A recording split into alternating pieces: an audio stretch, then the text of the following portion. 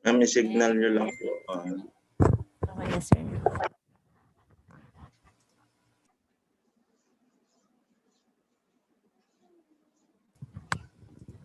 So, good morning, everyone.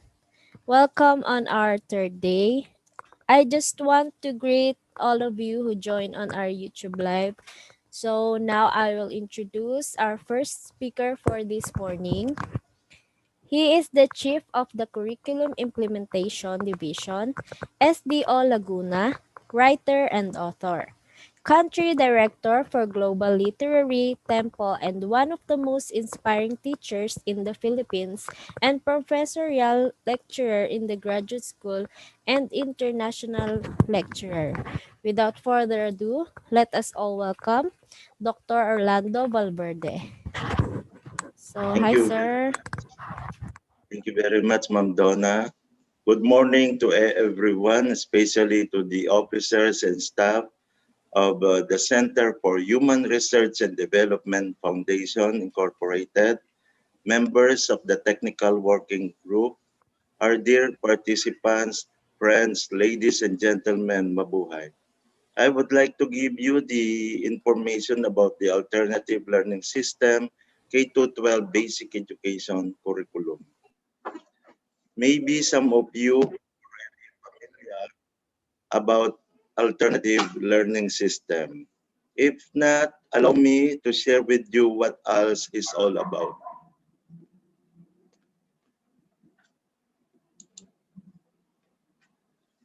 Alternative learning system is a way to bridging the people where education or leaders in the present time takes the leverage of development in the Department of Education. It is not only a human right, but also a key for conquering the 21st century. Worthy to note, it is also a powerful weapon for sustainable development on peace and stability, as well as fighting for poverty and ignorance of the nation. Thus, the right to education and the right to learn throughout life is more than ever a necessity, be it in the formal education or the alternative learning system known as the other side of basic education. It is comparable to formal education, especially with the set of competencies to be achieved for by our learners. Let us find out and talk more about us at the realm of Lansing and try to look back of the events before calling it as alternative learning system. So looking back in 1993, there were discussions and agreements about education for all. The EPA International Plan of Action in 1990 also there were discussion about that. In 1994 to 1995, they took part on the essential learning competencies for new as for out of school youth were developed under the ADB assisted Philippine Non-Formal Education Project. And in 1998, there was the NFPA and the curriculum framework, which was developed incorporating elements of the ELCs and built the new national definition of functional literacy. The key indicators became the titles of the 5 learning strands. First, the communication skills, critical thinking and problem solving, sustainable use of resources and productivity, development of self and a sense of community, and expanding one's world vision. The indicators have the equivalent also in the formal school system. And of course, in 1998 also, the curriculum was designed with additional life skills, competencies added to meet the specific learning needs, context of us learners. It was designed to prepare out of school youth and adults for the world of work or WOW and and even entering in college. So may mga opportunities for uh, entrepreneurial activities for our out-of-school youth also. In 2000, it was recognized that there are some out-of-school youth who are interested in going to college. To address their learning needs and academic focus bridging curriculum, it was developed and was viewed as a supplement to the ALS curriculum. And in 2002, there was a revision based on the results of external and internal evaluations of the alternative learning system. And in 2004, the concept of having the core competencies was proposed by the Bureau of Alternative Learning System or BALS. And in 2004 and even at present, there have been additional supplemental curriculum or curricula that were developed for particular groups of learners, for indigenous people, madrasa learners, and even for our farmers for integration of pest management. And in 2011 to 2012, new K-12 formal school curriculum was developed. And to date, of course, as the other side of basic education, it is about the alternative learning system. And looking through with sustainable goals, the 17 sustainable development goals, one of which is the quality education. So we give premium on quality education, but also we consider the other indicators for sustainable development goals. Since it's DepEd, we give premium on quality education to provide our learners the basic education services. And the other one for indicator 4, 4.1 pertains to the universal primary and secondary education. So under the 17 Sustainable Development Goals, we have number 4, and then for 4.1, like what I said, universal primary and secondary education. 4.2 for early childhood development and universal pre-primary education. 4.3, equal access to technical, vocational, and higher education. 4.4, relevant skills for decent work. 4.5 for gender equality and inclusion, and 4.6 universal youth and adult literacy. For 4.7, education for sustainable development and global citizenship. 4.A for effective learning environments. 4.B for scholarships, and 4.C for teachers and educators. We have also the Republic Act 10533, known as Enhanced Basic Education Act of 2013. The law aims to improve the quality of basic education and adequately prepare high school graduates to be ready for higher education or work or employment, for middle skills development also, entrepreneurship, and make them globally competitive. And it also strengthens our Philippine Development Plan in 2017 to onward for strategic framework. It strengthens inclusion programs. Intensifying expanding the alternative learning system will enable those not reached by the formal system to complete basic education or acquire lifelong learning and even life-wide learning. Okay, considering, of course, with our President Rodrigo R. Duterte, with his State of the Nation address, he pointed out that his administration will implement a human approach to development and governance to improve our people's welfare in the areas of health, education, adequate food and housing, environmental preservation, and respect for culture. And also they're planning to increase spending on basic education and incorporate mandatory education about the evils of drugs. They will also intensify, expand alternative learning system programs. So as you see, and based on our implementation, we do find ways and means to strengthen also. and of course with the full support of our dear President, President Rodrigo R. Duterte. And then for the 10-point agenda of the Secretary, Dr. Leonor Embriones with the third addendum saying for those who are not reached by the formal basic education system, whether children, youth, or adults, we will intensify our efforts for extensive positive outcomes on ALS.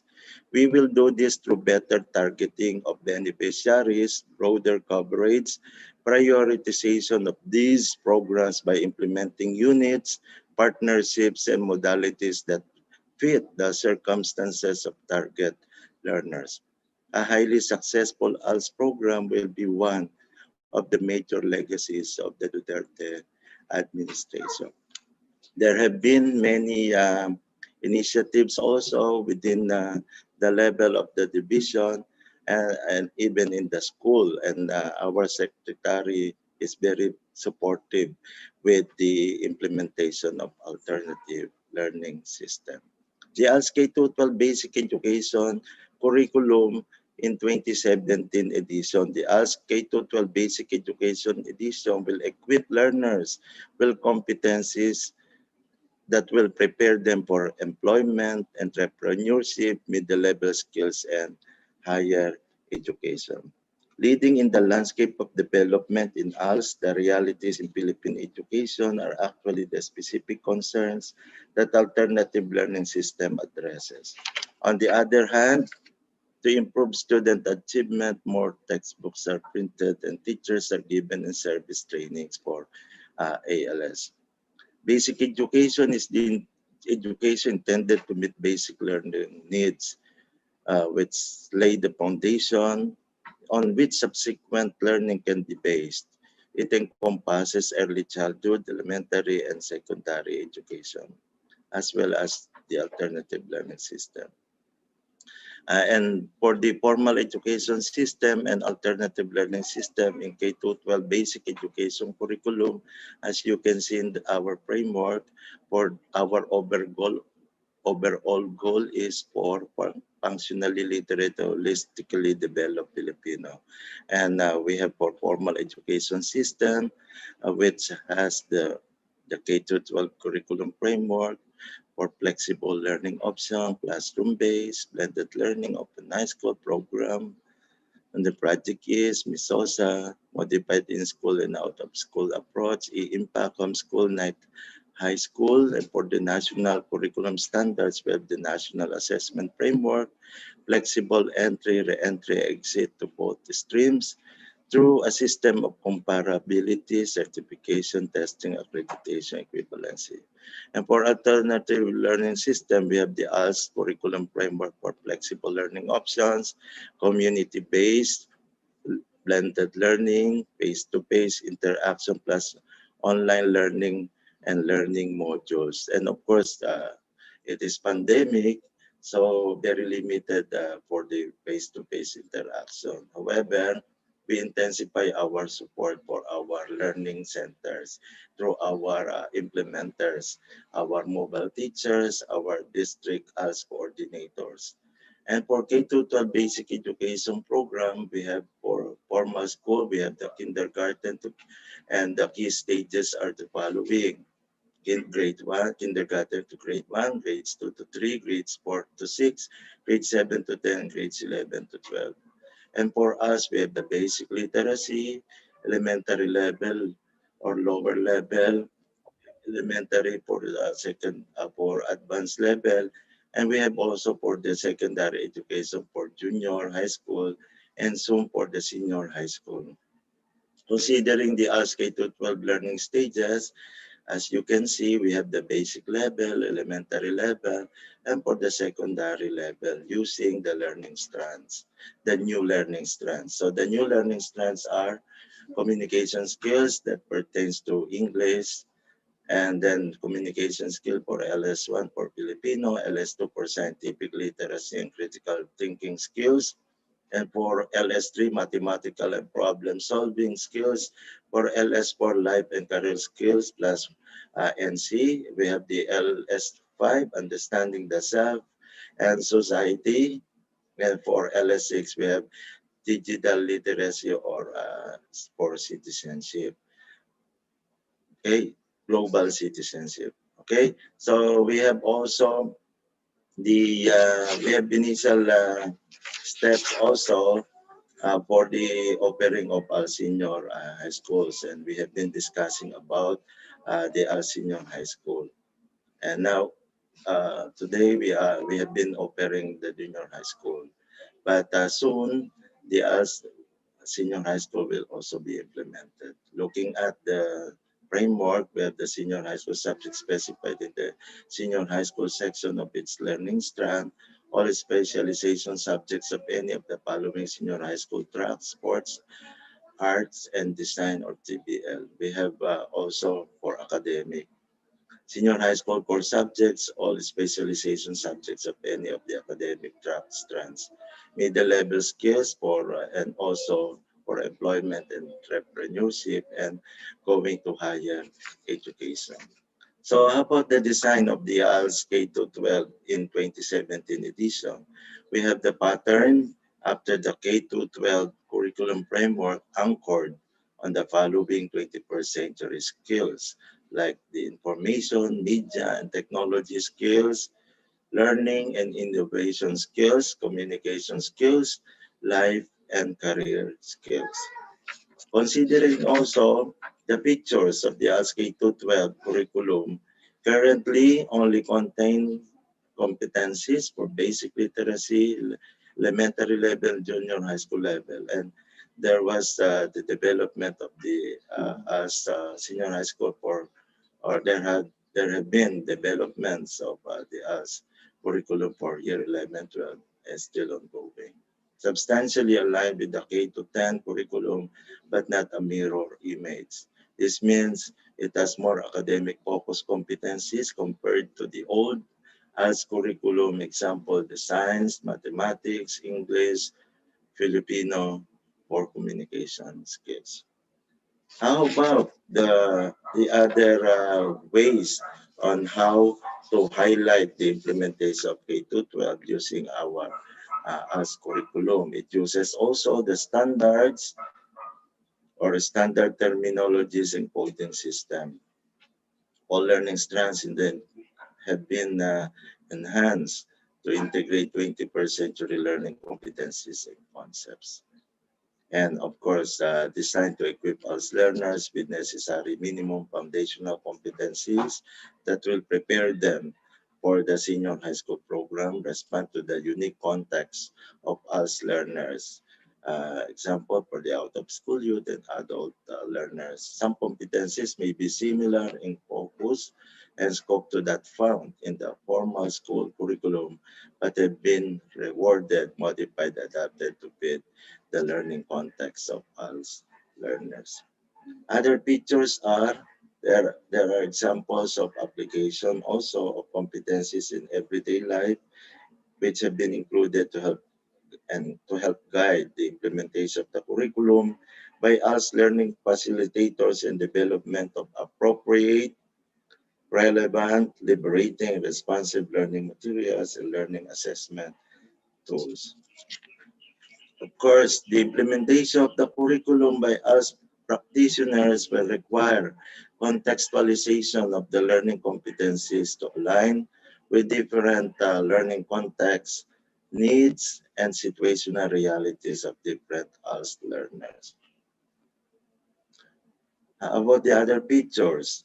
Some competencies were replaced, refined, resequenced, and at times transferred under different learning strands to streamline the organizational structure of the curriculum. And additional competencies that respond to recent global developments were added. This include ASEAN regional integration, global citizenship, and even digital citizenship. Of course, for the leveling of the basic literacy competencies, we revised to focus on core competencies of most essential learning competencies related to literacy macro skills like reading, writing, listening, speaking, and even viewing. We have the LS1 and numeracy for LS2. Viewing is also part of the macro skill area added to enhance their communication or even improve their communication. And at the point of curriculum implementation for basic literacy competencies from the other learning strands will be used as the functional context for teaching these core macro skills. We used also the functional literacy test. How about the six learning strands, which are operationalized somewhat differently per learning level? So learning strand for communication skills and learning strand for mathematical problem solving skills, which are considered foundational competencies and are required at the basic literacy level. And you know, the learning strand will also follow the mother tongue-based multilingual education policy. So meron tayo niyan din na tinatawag na mother tongue multilingual education. And of course, yung learning strands natin, and for level, basic level, we have the scientific and critical thinking skills. For learning 5, understanding the self and society, and learning style for digital literacy or digital citizenship or global citizenship will be used as functional context only, not as competencies in themselves. For competencies under learning strand for life and career skills begin at the advanced elementary stage. And of course, these are very crucial for further improvements, for continuous improvements of our learners. And if we're going to compare from the previous AL strands to the present ALS K-12 strands, we have additional learning strand, which is digital citizenship. So for previous AL strands, we have only one LS1, but it covers English and Filipino also from the previous, but they fall under LS1 for English and for Filipino. And then for LS2, we have before we had the problem solving critical thinking. Now we have the scientific literacy and critical thinking. For learning 3, we had for sustainable use of resources and productivity. Now we have the mathematical and problem solving skills. And for LS4, development of self and a sense of community for values education. And now we have the life and career skills. And for LS5, we had the expanding one's world vision, but now we have the understanding the self and society. And we have additional one, which is LS6 for digital citizenship. We have also the budget of work, which is being prepared to help guide us implementers in determining program duration for each learner during implementation of the new ALS curriculum. It provides estimates of the duration in hours needed to master the competencies of each learning strand per level. So meaning to say, our implementers are guided based on the given budget of work for them to have the proper allotment of time and of course to attain the competencies needed by the ALS learners. And then under the budget of work, it includes some guidance regarding the number of minutes recommended per session per learning strand, a minimum of 30 minutes and maximum of 120 minutes, and for independent learning. The budget of work focuses on the 5 learning strands and of course with the per key stage in hours. As you can see, with the basic level for elementary, divided into lower and advanced, and we have the junior high school. The learning strands cover communication skills for LS1, LS1 for Filipino, LS2 for scientific and critical thinking, and for mathematical and problem solving. And of course, life and career skills are indicated for the budget of work. Understanding the self and society and the digital citizenship also are indicated the time element also, the budget for per key states in ours. Okay, so These have been provided to us by the Bureau of Curriculum Development. And for the new curriculum time allotment, given the expanded content scope of the new alternative learning curriculum, the length of time needed by learners to develop these competencies through participation in ALS learning program will be much longer than the old ALS program duration. Actual time will depend on the prior educational background and existing knowledge level of learners entering the ALS program and even entering in the project of alternative learning system and other initiatives. So moving on, we have also the pictures of the new curriculum based on time allotment per key stage. For basic level, we have the number of years, number of months, number of days per week, and the number of hours per day. We have the basic level, lower elementary, advanced elementary, and for junior high school. We have also the sample of budget of for learning strand 6 uh, and, uh, and even in each of the learning strands. For learning strand 1, the content focuses on the inclusion of listening, speaking, reading, and writing, and viewing from print and electronic media in Filipino and English. We have also for the learning strand 2, which focuses on numeracy and problem solving. For learning strand, we have the numeracy and problem solving. For learning strand 4, we have the inclusion of an opportunity to earn a living as an employed or self-employed person, sustainable consumption, and productivity. We have also the learning strand 5, which is understanding the self and society, which includes self-development, a self of personal and national history and identity, cultural pride and recognition, understanding of civil and political rights, knowledge, respect and appreciation for diversity, peace and nonviolent resolution of conflicts, ASEAN regional integration, global awareness, and solidarity. We have also the learning strand 6, which focuses on knowledge of digital concepts and operations, using internet digital system networks with the ICT, and it's very helpful and beneficial. And of course, although it's challenging, but we need to cope with the advancement, of course, to help enrich our learners. Kaya yan, at this time of pandemic, uh, we do use our ICT to help and provide venues for learning for our as learners, aside from the uh, learning modules. We have the coding system for you to be guided about the sample of this for the learning strand on how competencies and standards and of course learning strands will be given emphasis also.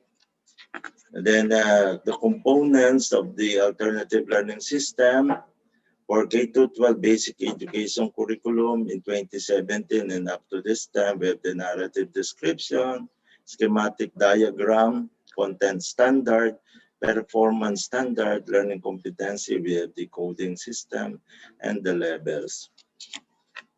And the components of the alternative learning system, as you can see, we have the prime consideration on digital citizenship for developing our learners because we would like to attain the goal of producing 21st century learners and through the help of the digital knowledge or know-how for our learners. With also with digital literacy, with the goals to achieve and provide everything for us to improve, for us to develop more our learners to become globally literate also in terms of digital citizenship also and global citizenship. Provide more avenues, provide more opportunities to them.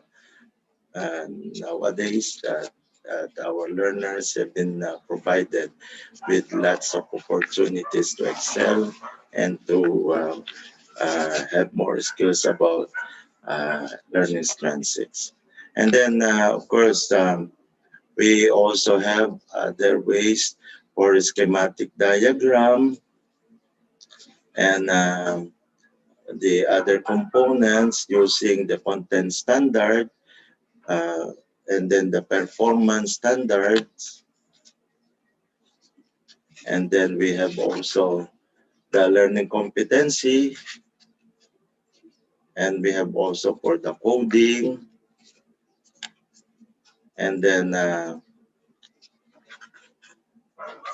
and of course the levels. So as you can see, we have the content standard, the levels, the coding system, so that our implementers will be given the direction uh, to have ways and means, of course, to support our learners as provided to us under the components. And talaga yan ay ginagamit, talaga tinitingnan yan even by the public schools district supervisors, the as focal persons, or even the division supervisors, even the chiefs of the curriculum to see to it na ma-meet yung mga standards na yan at ma-provide for our learners, as learners. And of course, we also have the senior high school for middle level skills development, entrepreneurship, and employment. At yan yung tinasabi natin na talagang goal, the goals of the senior high school to provide our learners and not only in the formal school but also in the ALS implementation for our learners to gain more knowledge, to become entrepreneur, and of course to have employment. For learning strand, we have the core and applied as well as for specialization. And soon, magkakaroon na rin yan ng implementation. But at this time, medyo nasa discussion pa and preparation for the offering of our senior high school. At may mga lugar na napupuntahan at soon ay magkaroon ng mga pilot implementation for our senior high school. And then we have also the for college bound, for exit college bound, for learning strands. As you can see, we have the LS1A for communication, LS1B, LS2, LS3, LS4, LS5, and LS6 for digital citizenship. And the core, we have the oral communication, reading and writing for 21st century literature from the Philippines and the world. For LS1B, komunikasyon at pananaliksik sa wika at kulturang Pilipino, pagbasa at pagsusuri ng iba't ibang teksto tungo sa pananaliksik. And for scientific literacy and critical thinking, sa senior high school, there would be yung yan sinasabi nating offering ng earth and life science, physical education and health, disaster readiness and risk reduction. So yan ay nasa formal na, and soon, kung yan ay ma-materialize na at ma-prepare fully, ay yan ay magkakaroon na ng realization and implementation and application also. So life and career skills, we have the personal development for mathematical, general mathematics, statistics, and probability. For learning strand 5, we have the contemporary Philippine arts from the regions, introduction to philosophy of the human persons, and understanding culture, society, and politics. And for digital citizenship, we have the media and information literacy. And for ALS, the senior high school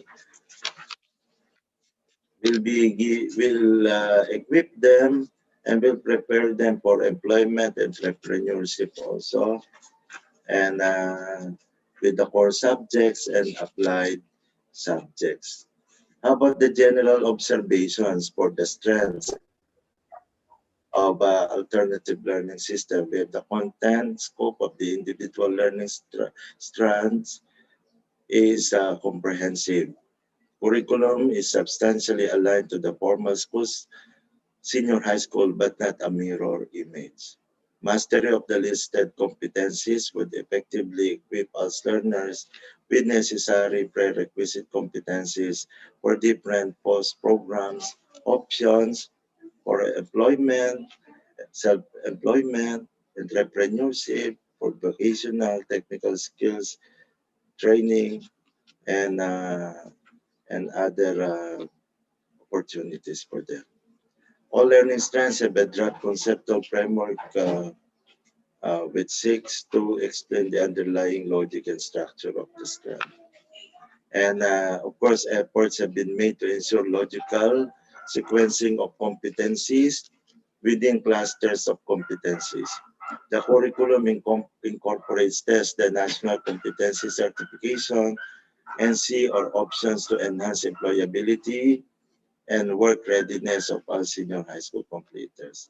And worthy to note that Secretary Briones once said, and I quote, "It is not because we are lacking, it is because knowledge is changing." It is really about catching up. We need to have the other side of basic education to fully realize our goals to serve more and give more access to basic education. And along with my presentation, I would like to inspire everyone that I have written a book about alternative learning system. It is entitled Managing Alternative Learning System in Philippine Context, for you to see wider perspectives about alternative learning system program implementation. I hope you can have a copy of it. In closing, I'd like to underscore the statement again of saying that curriculum should help children make deeper and fuller understanding of their own experience. And as you know, experience really matters. Thank you and mabuhay po tayong lahat. To God be all the glory.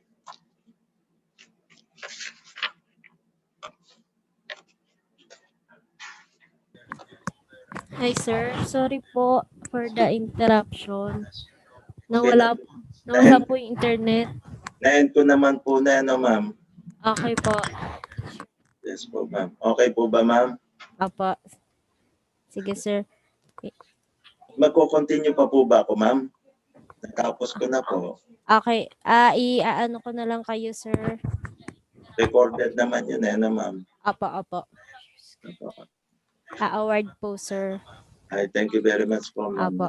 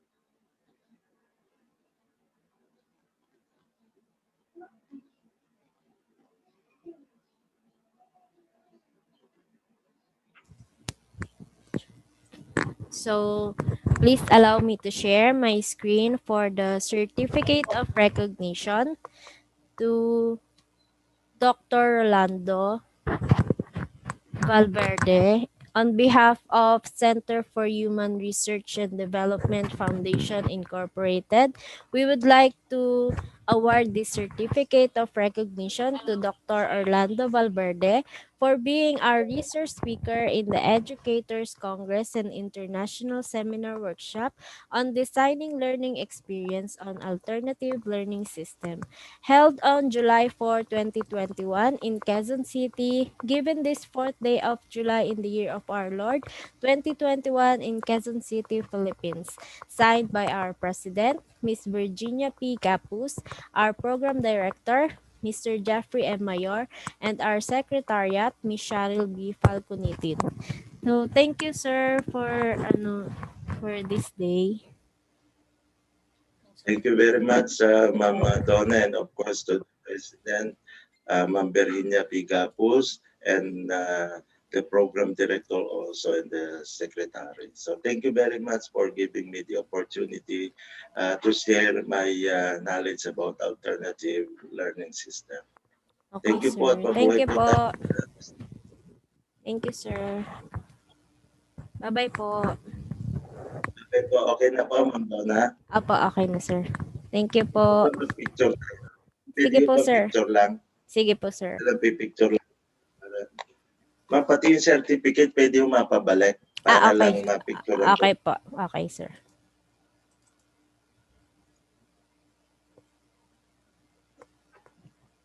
Dali lang po, Ma'am Donna.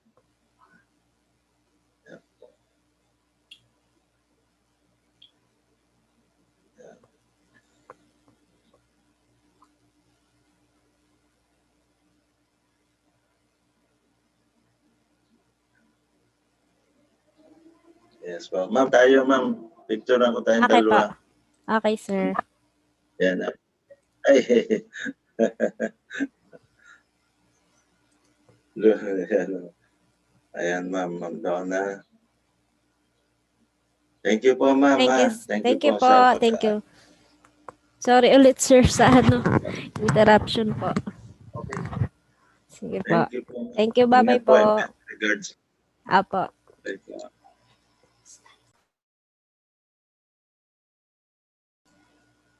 Okay na. Stand. So, hi everyone. So, we will resume at 10:30 a.m. for the next session. Thank you, everyone. See you later.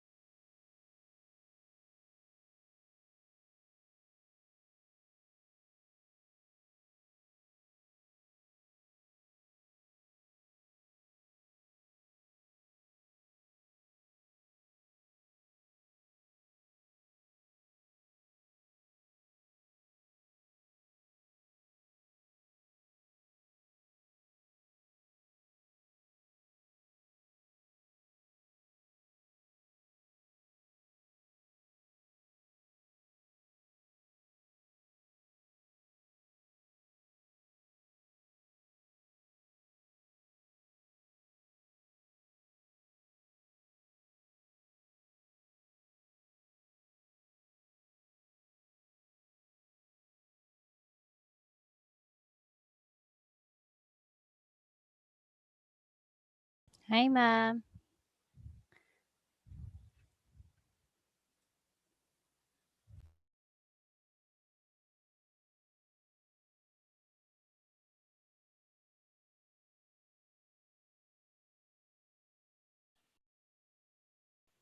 Nakikita mo na ba yan, Cheryl? Yes po, ma'am. Okay, sige.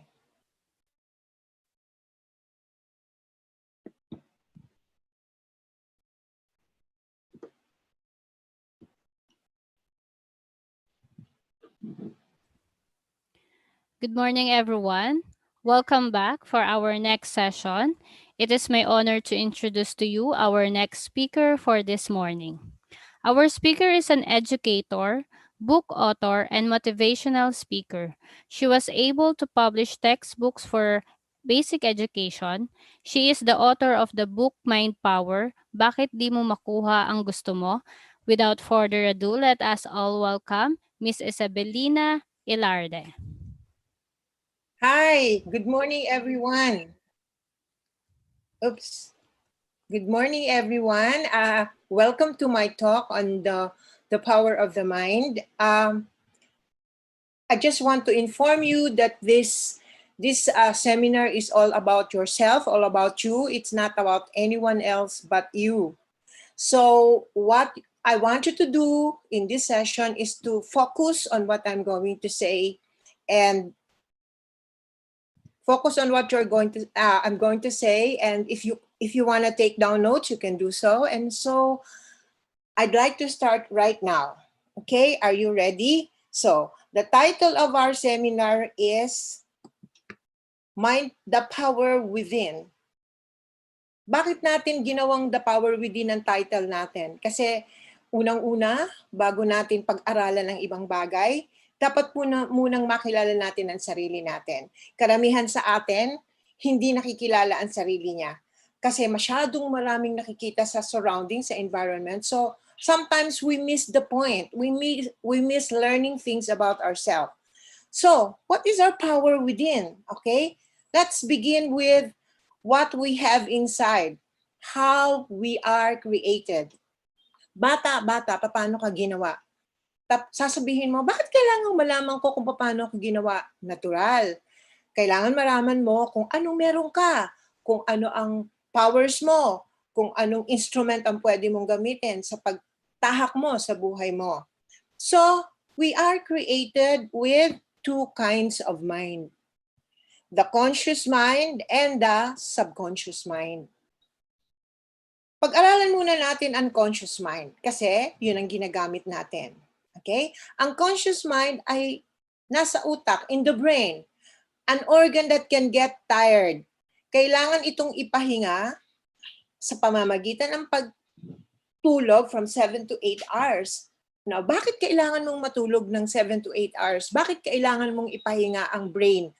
Simple lang po yan. Kung nakapag-aral kayo ng chemistry nung araw, I'm sure narinig nyo na lahat ng chemical processes ay merong katumbas na dumi, what we call waste products of metabolism. So any chemical process that happens will have a waste product.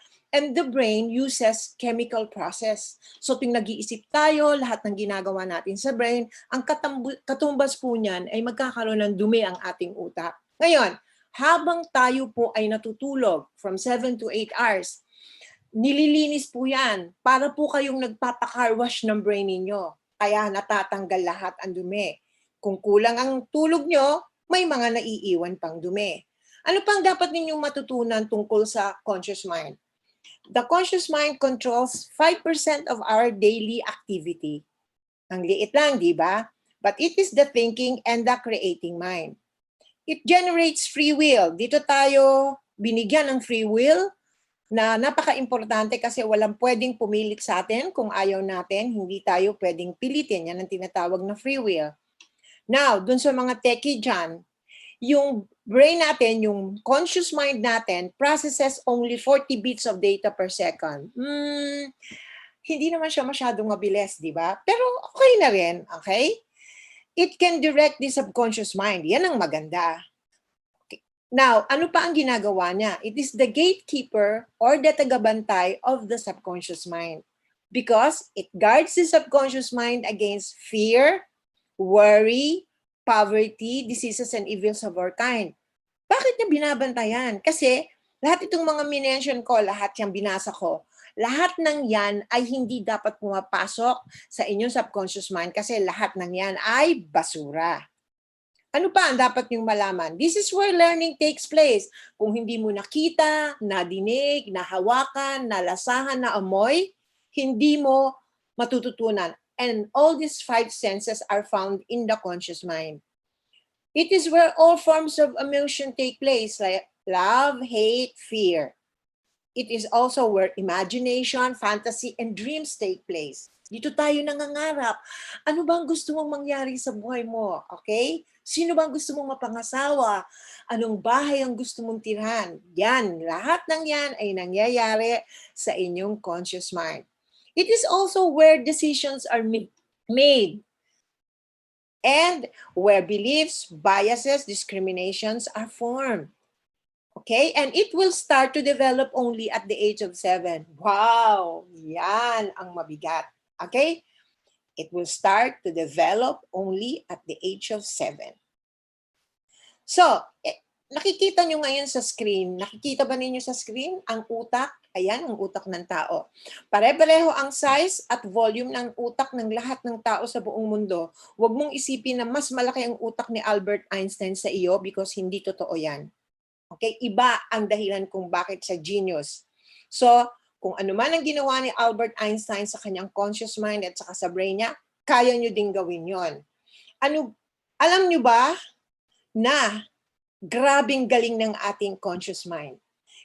I'm sure lahat kayo nagdaan sa states na nag-aaral kayo, pero na lang dun sa mga talagang matinik sa math, ha? Na sinasabi nyo, hirap-hirap naman lang math. O kaya pag nagme-memorize kayo, sinasabi nyo, naku, hindi kaya ng utak ko yan, napakadaming memorizein. Hindi ko kayang maging lawyer, ang dami-daming memorizein. Hindi po totoo yan. Kung familiar kayo sa encyclopedia, okay? Yung mga kaedad ko dyan, ha? Nadidinig ngayon nito at sinasabi kong kami ay mga encyclopedia babies. Lahat kami nagre-research through the encyclopedia. Wala nang encyclopedia ngayon. Bakit kamo? Anong ginagamit natin? Sino nakakaalam? Sino nakakaalam? Okay, correct. Ang ginagamit natin ngayon ay ang Wikipedia. So pag may tanong tayo, lagi natin sinasabi, teka, i-google ko yan. I-google ko yan. Pag nag-google ka, tinype mo yung question, ang unang-unang lalabas ay si Wikipedia at sasagutin niya. So tanong ko sa inyo, gaano bang kadaming information ang kayang ibigay ng Wikipedia? Hindi ba millions and millions and millions of information? Okay, this is the good news. Did you know that the human brain has the capacity to store 5 times as much information as the Wikipedia? Wow! Grabe, no? Ang galing talaga ng brain ng tao. Alright, so aren't you glad na nalaman mo yan? Also, it has some amount of electricity. It uses some amount of power that can light a 10-watt light bulb. Hindi masyadong nakakagulat yan. Pero kung iisipin mo, grabe ang pagkakagawa ng ating brain. Grabe ang pagkakagawa sa ating conscious mind. That is why you have to accept the fact that you are a biological genius.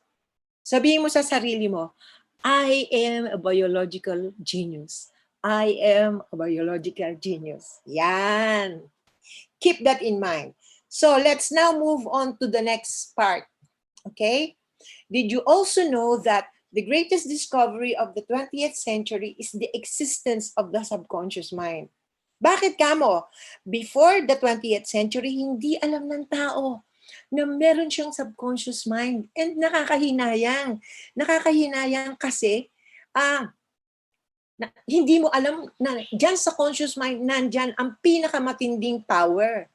Ang pinakamatinding power sa lahat. Okay? So, pag-aralan na natin ngayon ang ating subconscious mind. We go now to this subconscious mind. But before we do that, I want you to take a look at this picture. Nakikita nyo ba yung liver, yung pancreas, yung stomach, nakikita nyo sa screen, okay? Sa gitna niyang liver, pancreas, and stomach is a bundle of nerves. A bundle of nerves. And this bundle of nerves radiate through the entire body of the individual. Ang tawag po dyan ay solar plexus. Sa common language, ang tawag natin dyan ay gut. Gut, naintindihan nyo ba kung ano yung gut? Okay. So, ano ba ang ginagawa ng solar plexus? Siya nagre-radiate ng energy sa ating buong katawan. Now, bakit natin pinapag-aralan ito? Pinapag-aralan natin ito because the subconscious mind is in the solar plexus. It's not in the brain. Scientists used to call the solar plexus the original brain. Okay? Ano pa ang dapat nating malaman about the subconscious mind? Ito ang ubod ng ating pagkatao. It has the blueprint of our lives. When the sperm cell of your father united with the egg cell of your mom during conception, nandiyan na po ang subconscious mind. And it will start to function right that very moment until you develop in your mother's womb and you are given birth. Okay? So, nandiyan dyan ang blueprint ng ating pagkataon. Because of this, wala kang katulad. You're unique. This shows the uniqueness of a human being. Wala kang kamukha, kahit nakakambal mo, iba siya sa iyo. Kahit na makakasalubong mo pa yung isang taong kamukhang kamukha mo, hindi siya yon. Ikaw ay ikaw dahil sa iyong subconscious mind. It takes you apart from any other person. So, eto, as I said a while ago, it is formed at the moment of conception and the one used from infancy to age 7. So, from the womb up to the age 7, ang ginagamit natin ay ang subconscious mind lamang. Now, if the conscious mind controls 5% of our daily activities, the subconscious mind controls 95% of our daily activities. Very powerful, di ba? Powerful and fast, but is totally habitual. Okay, and it can process, take note, 40 million bits of data every second. If the conscious mind processes 40 bits of data every second, the subconscious mind processes 40 million bits. So it is a million times faster than the conscious mind. All right.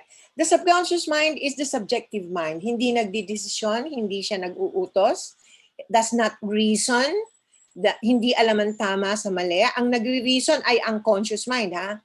Hindi alam ang kahapon, ngayon at bukas, not sensitive to time, rapid, never sleeps, never rests. Bakit siya hindi nagre-rest? Because hindi siya organ. Hindi siya gumagamit ng chemical processes to function.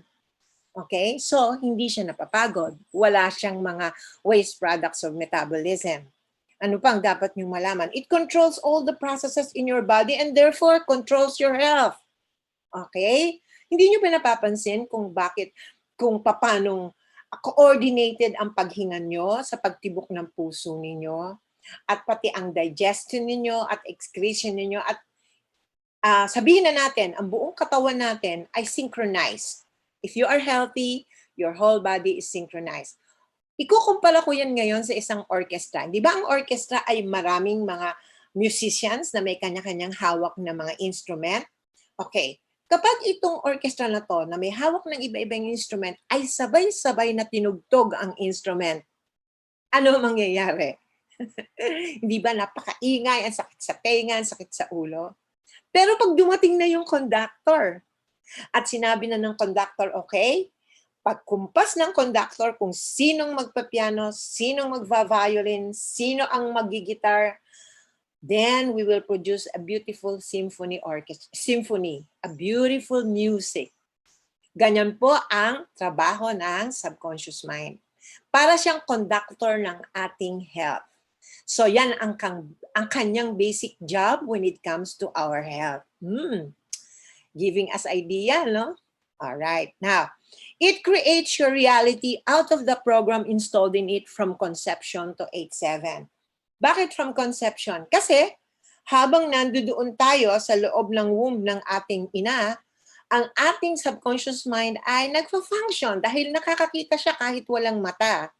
Okay? Perceives by intuition. So, ang isang babaeng pregnant, lahat na nangyayari sa paligid niya, nag-i-impress dun sa baby sa loob ng tiyan niya.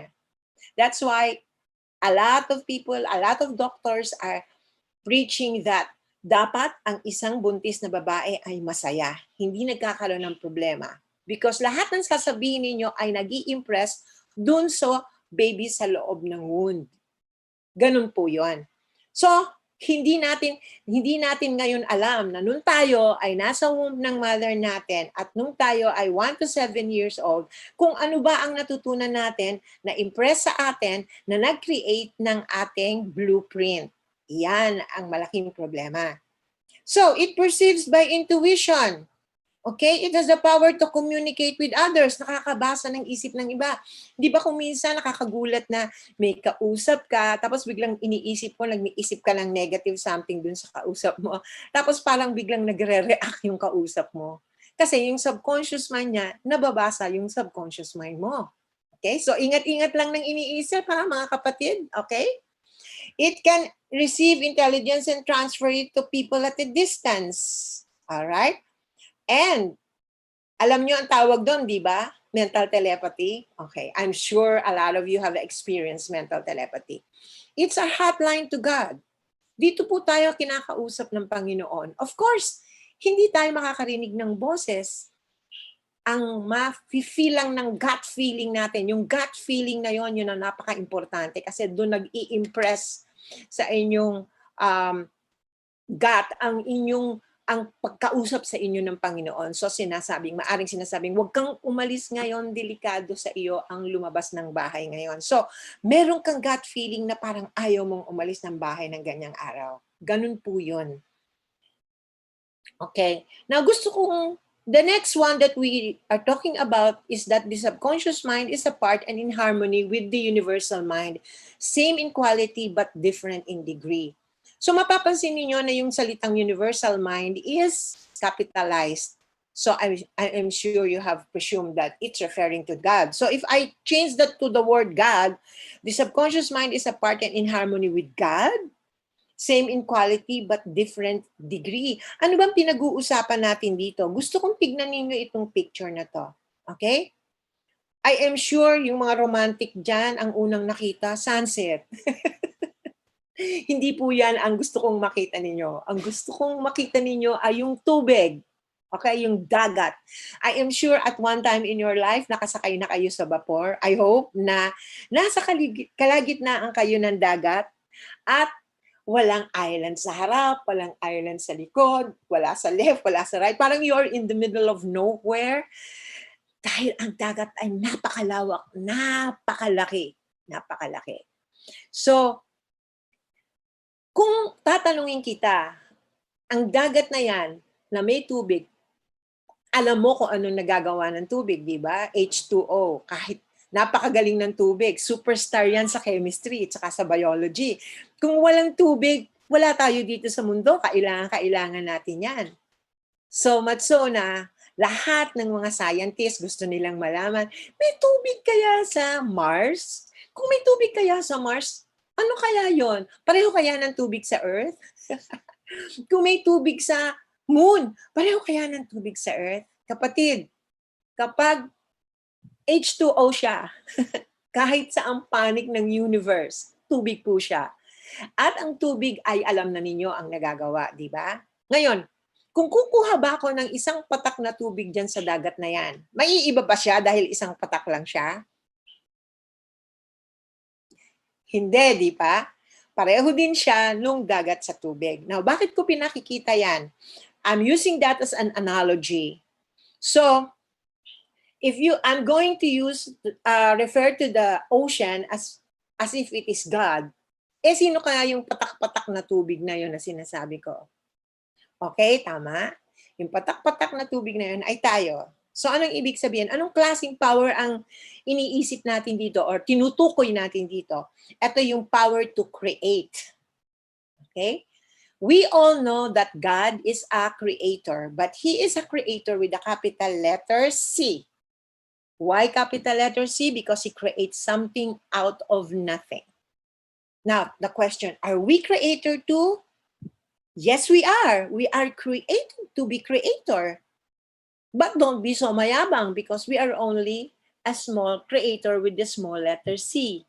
Meaning to say, we create something out of something. Yun ang pagkakaiba. Tanungin mo sa sarili mo, creator pala ako. Yes, kapatid, kasi kung hindi tayo creator, di hubad kayo ngayon. Ay nako, walang Zoom. Walang Zoom, walang laptop, walang lahat ng itong tinatamasa natin ngayon. Hubad tayo, walang nagka-imbento ng tela, walang naka-imbento ng sapatos, nakatapak tayong naglalakad. So, since man realized that the subconscious mind is the creator mind, it was only after they found out that we have a subconscious mind. So that's how important. That's why you will notice that most of the creations, most of the things that were invented happened in the 20th century when man became aware of the fact that he has a creative mind, and that is the subconscious mind. Okay?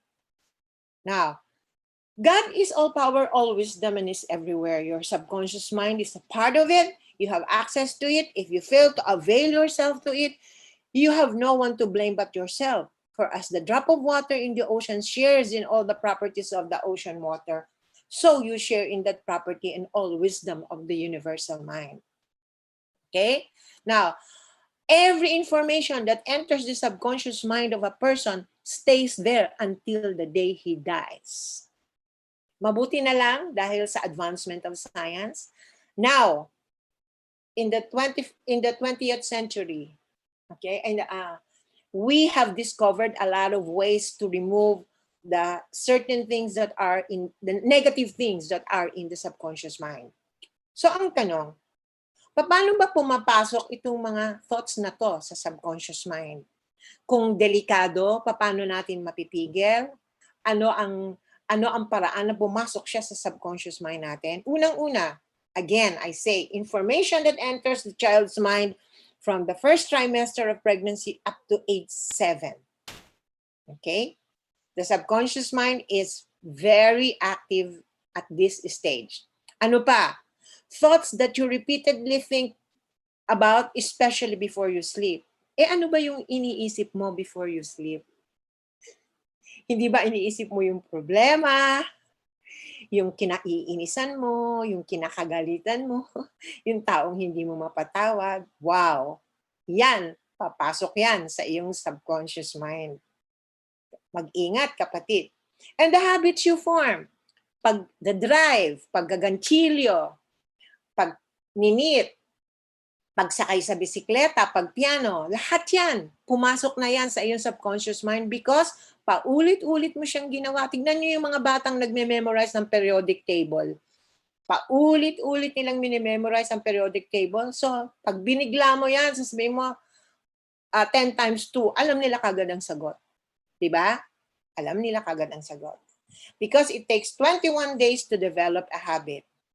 So, as my precaution, it is very difficult to remove what is in the subconscious mind.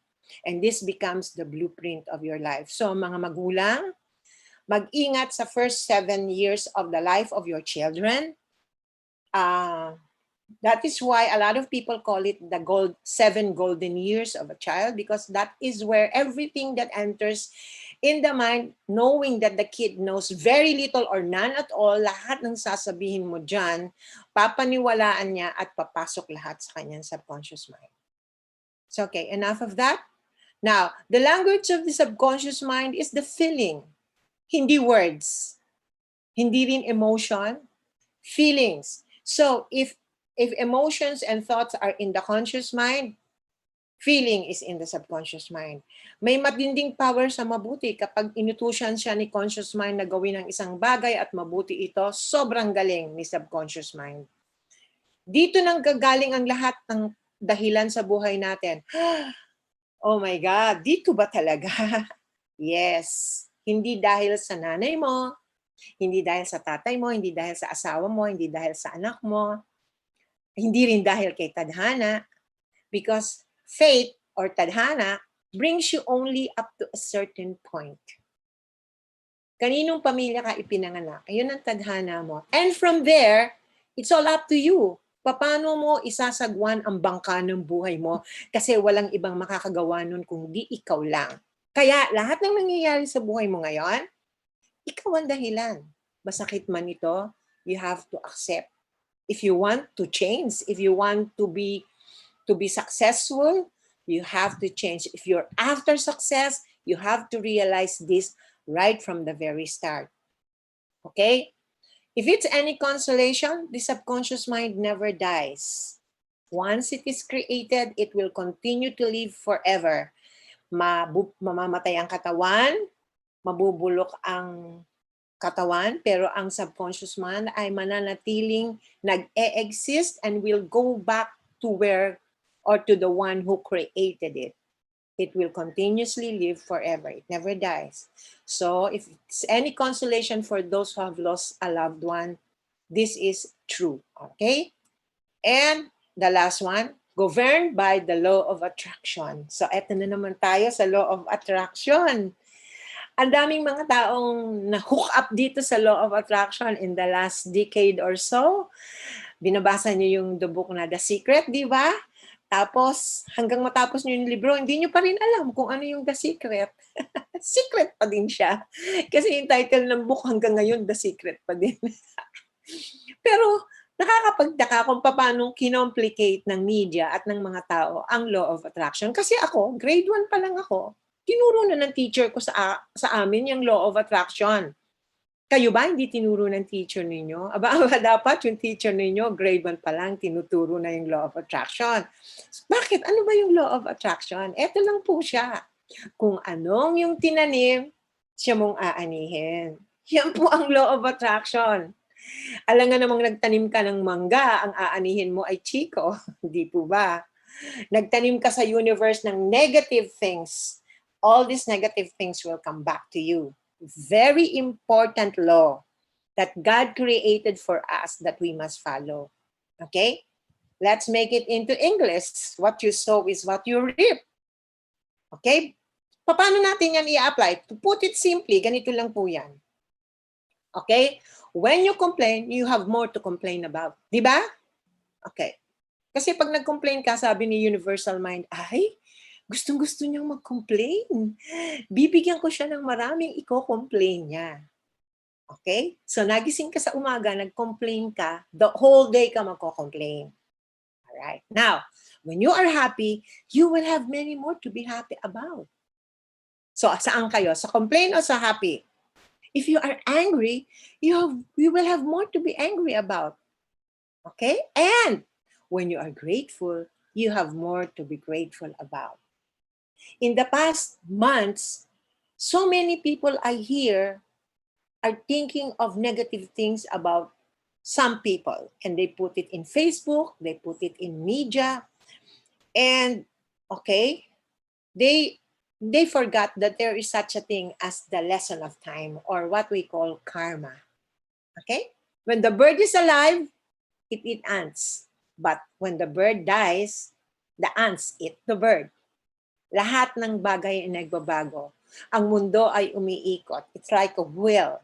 Okay? Alam na natin lahat ang nandiyan dyan sa screen. I want to focus on so be good and do good. So do not think ill of other people. Huwag kang mag-isip, huwag kang mag-wish. Mag-wish ng masama sa tao. Nag-wish kang mamatay si ganito, mamatay si ganon. That's very, very bad. Okay? What you think, because what you think of other people will happen to you. I hope that is very clear and I hope I come across the message. Okay? So, your mind is like a factory. The ingredients you are putting into it will be used to make the final product, your life. So, you are hooked up with media, drama, negativity, gossip, envy, etc., etc. Ano mangyayari sa buhay mo? Bulok ang magiging malalabas na product ng buhay mo. Alright? So, kung ikaw ay palaging may sakit o palaging walang pera, huwag mong sisihin ang kapalaran, blame yourself. Ang mundo ay ginawa para sa iyo. Dapat pag-aralan mo kung paano mo makukuha ang gusto mo. Nasa iyo ang power, pero kailangan gamitin mo. Nasa paligid mo lang to tulad ng hangin.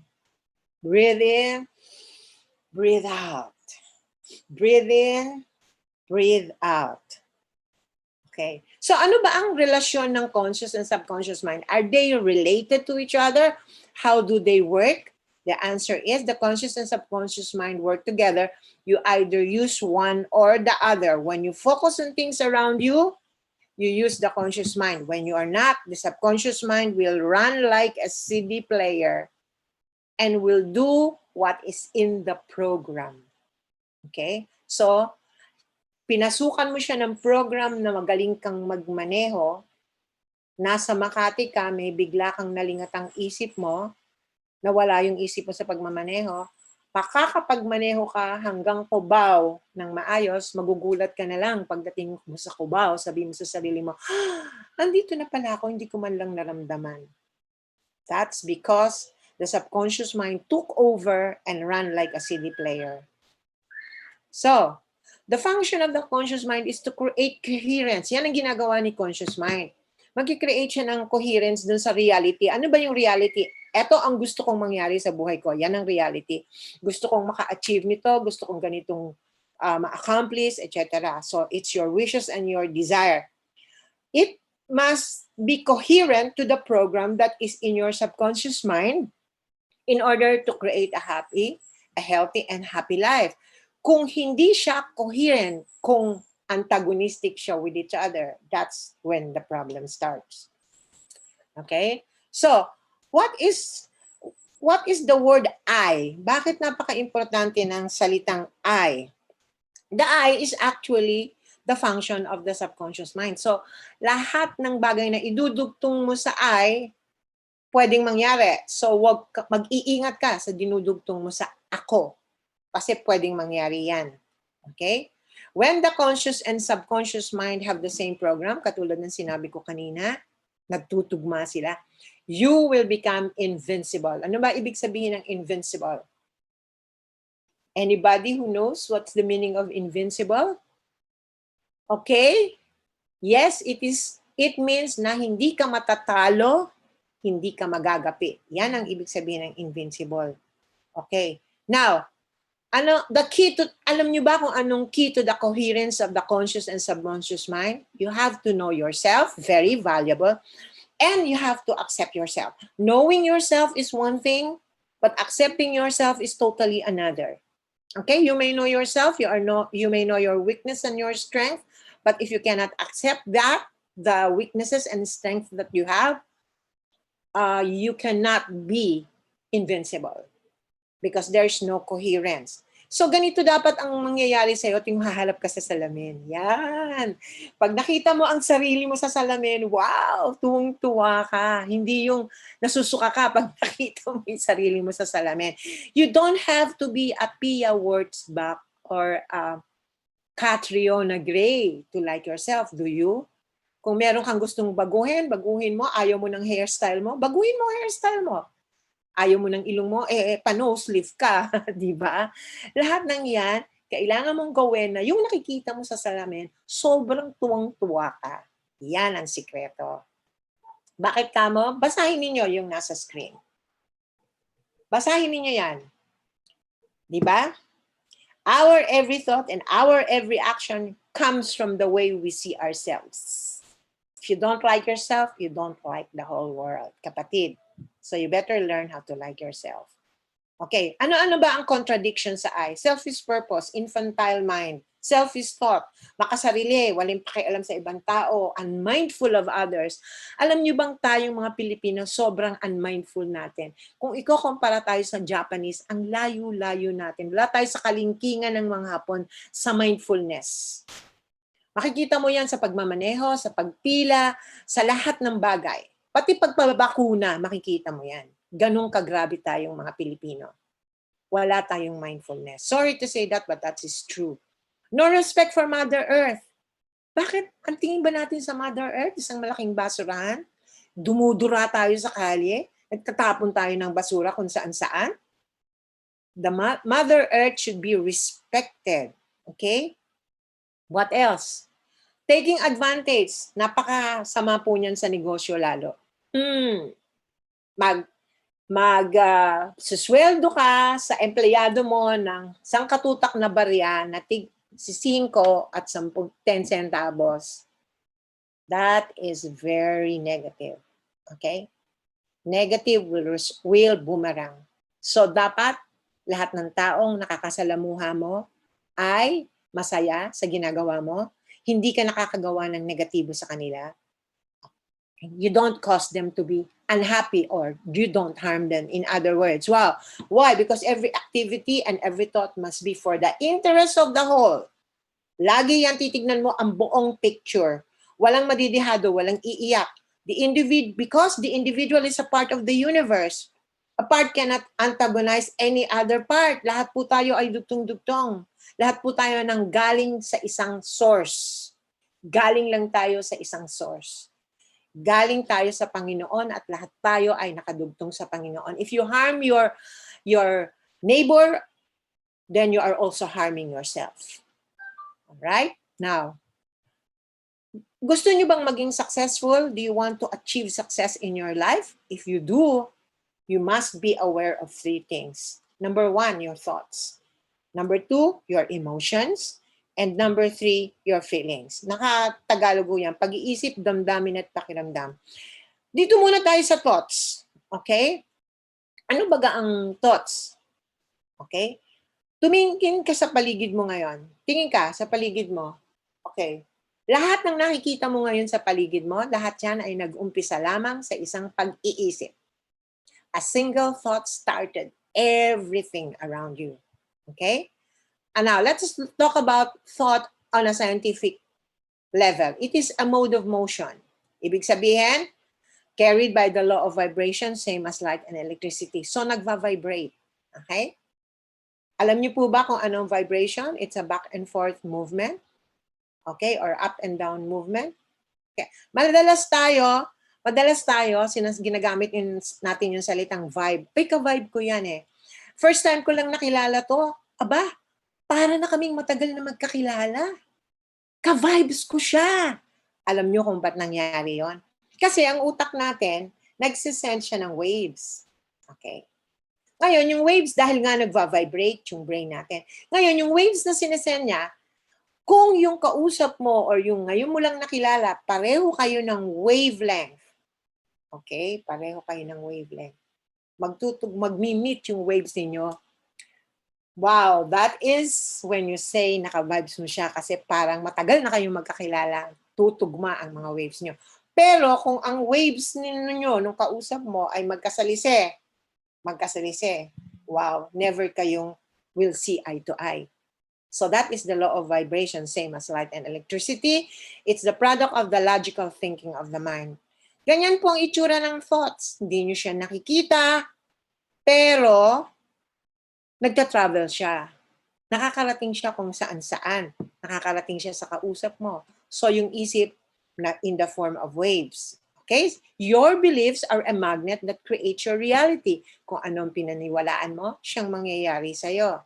Sabi nga dito, tanungin mo, kung ikahambing naman natin ngayon, here is another analogy. Kung ihahambing ko ang pag-iisip sa electricity, tanungin mo yung electrician kung anong electricity. Sasabihin niya sa'yo, depende sa mekanismo. Kung bulb yan, iilaw yan. Kung TV, magkaka-picture. Kung plancha, iinit. Kung aircon, lalamig. Sa tao, ang brain, ang battery, ang spinal cord, ang motor. Pero hindi po yan aandar. Hindi po yan aandar. Kailangan may magpaandar. Ang nagpapaandar sa baterya at motor ay ang pag-iisip. Just like electricity will make the battery and the motor run. Now, kung ang pag-iisip mo ay maganda, wow, para siyang bumbilya, nag-iilaw. Kung colorful ang thoughts mo, parang screen ng TV, maraming picture.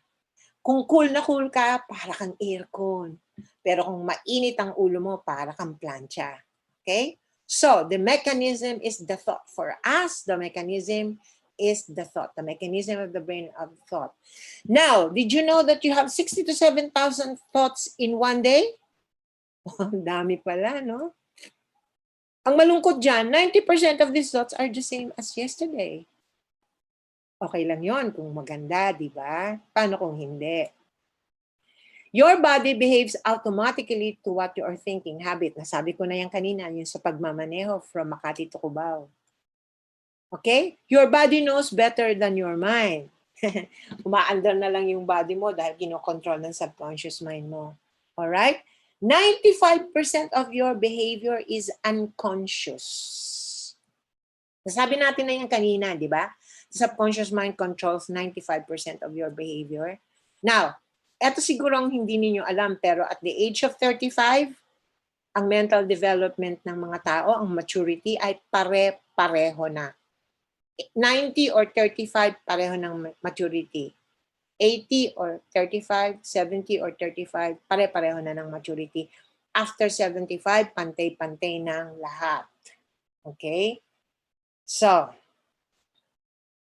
alam niyo ba na the power of your thoughts create your reality? Lahat ng sinasabi sa atin, totoo man o hindi, maganda man o pangit, ang siyang lilikha ng ating pagkatao kapag pinaniwalaan natin to. Now, ang tanong mo, bakit?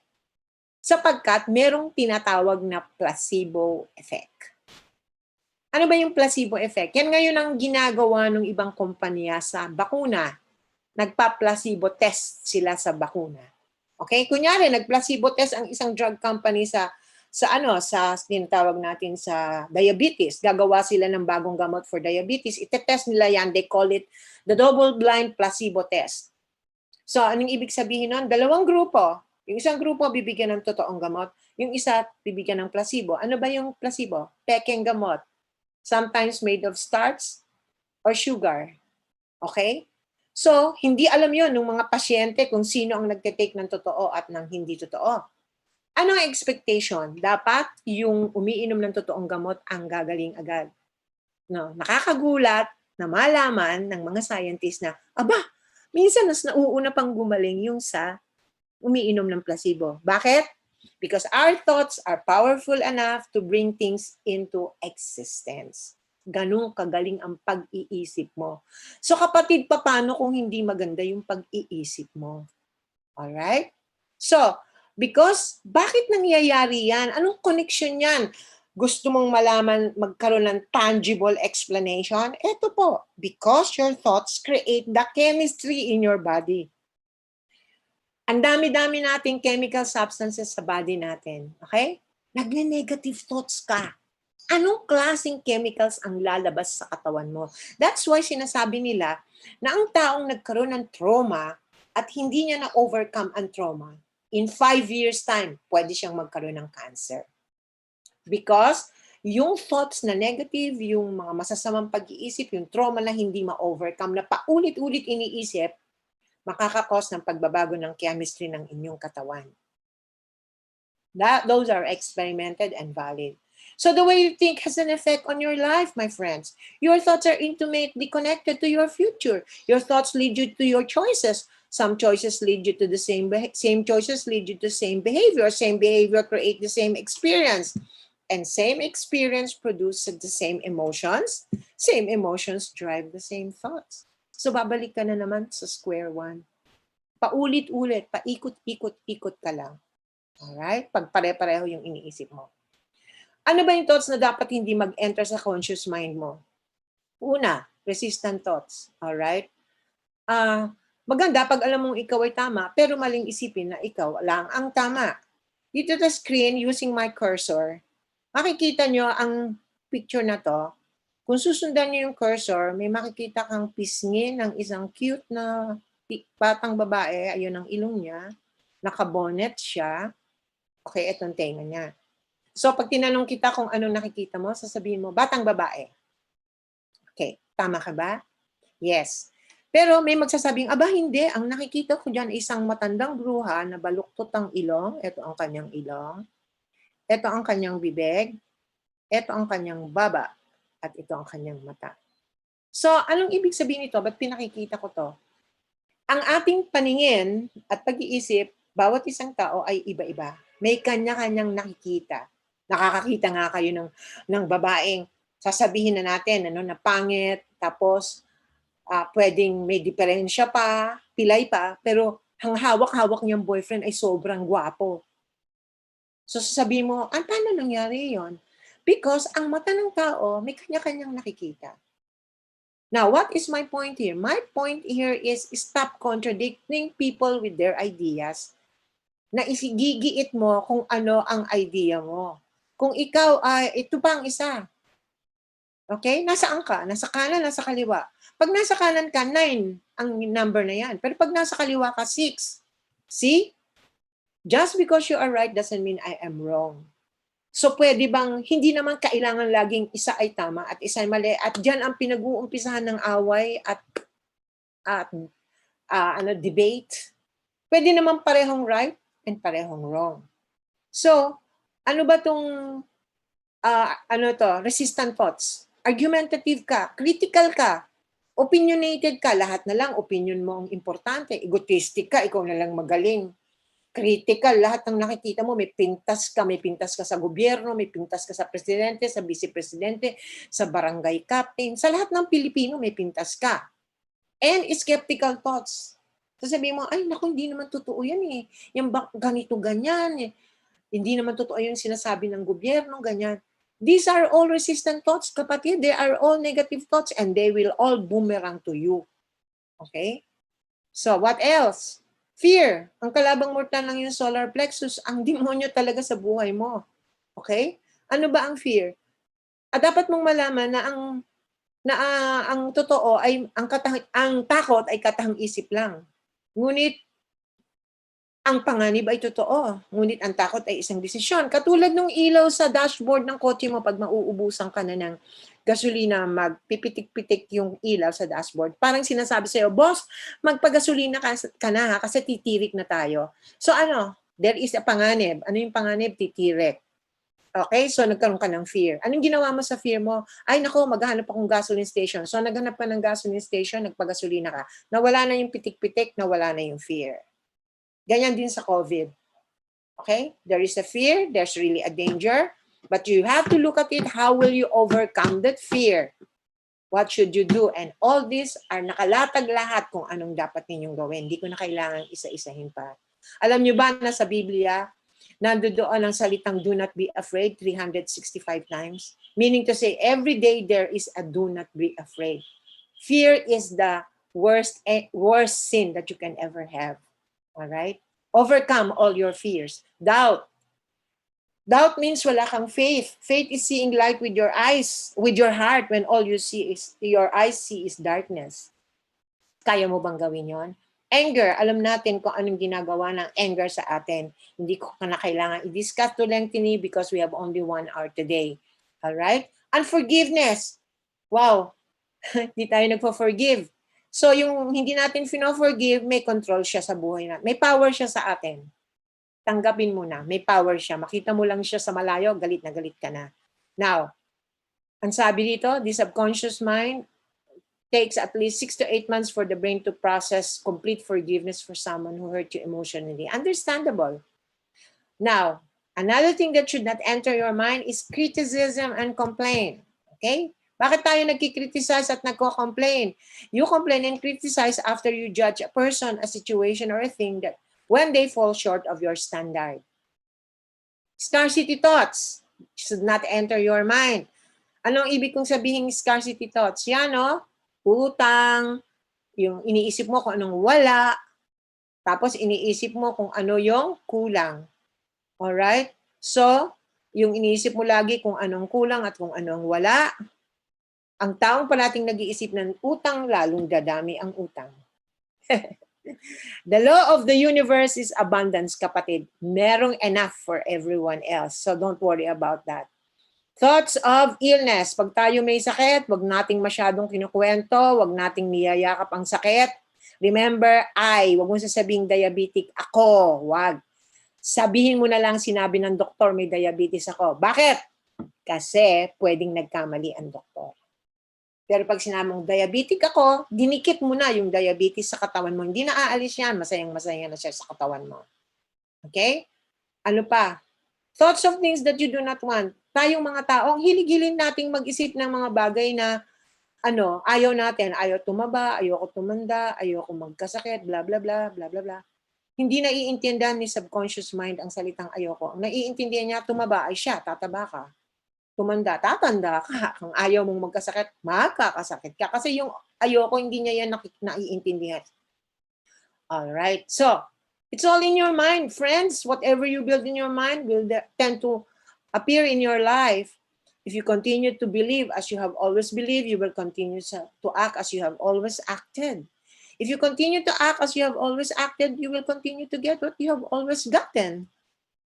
If you want different results in your life or your work, meaning you want success, all you have to do is change your thinking. Baguhin mo ang pag-iisip mo.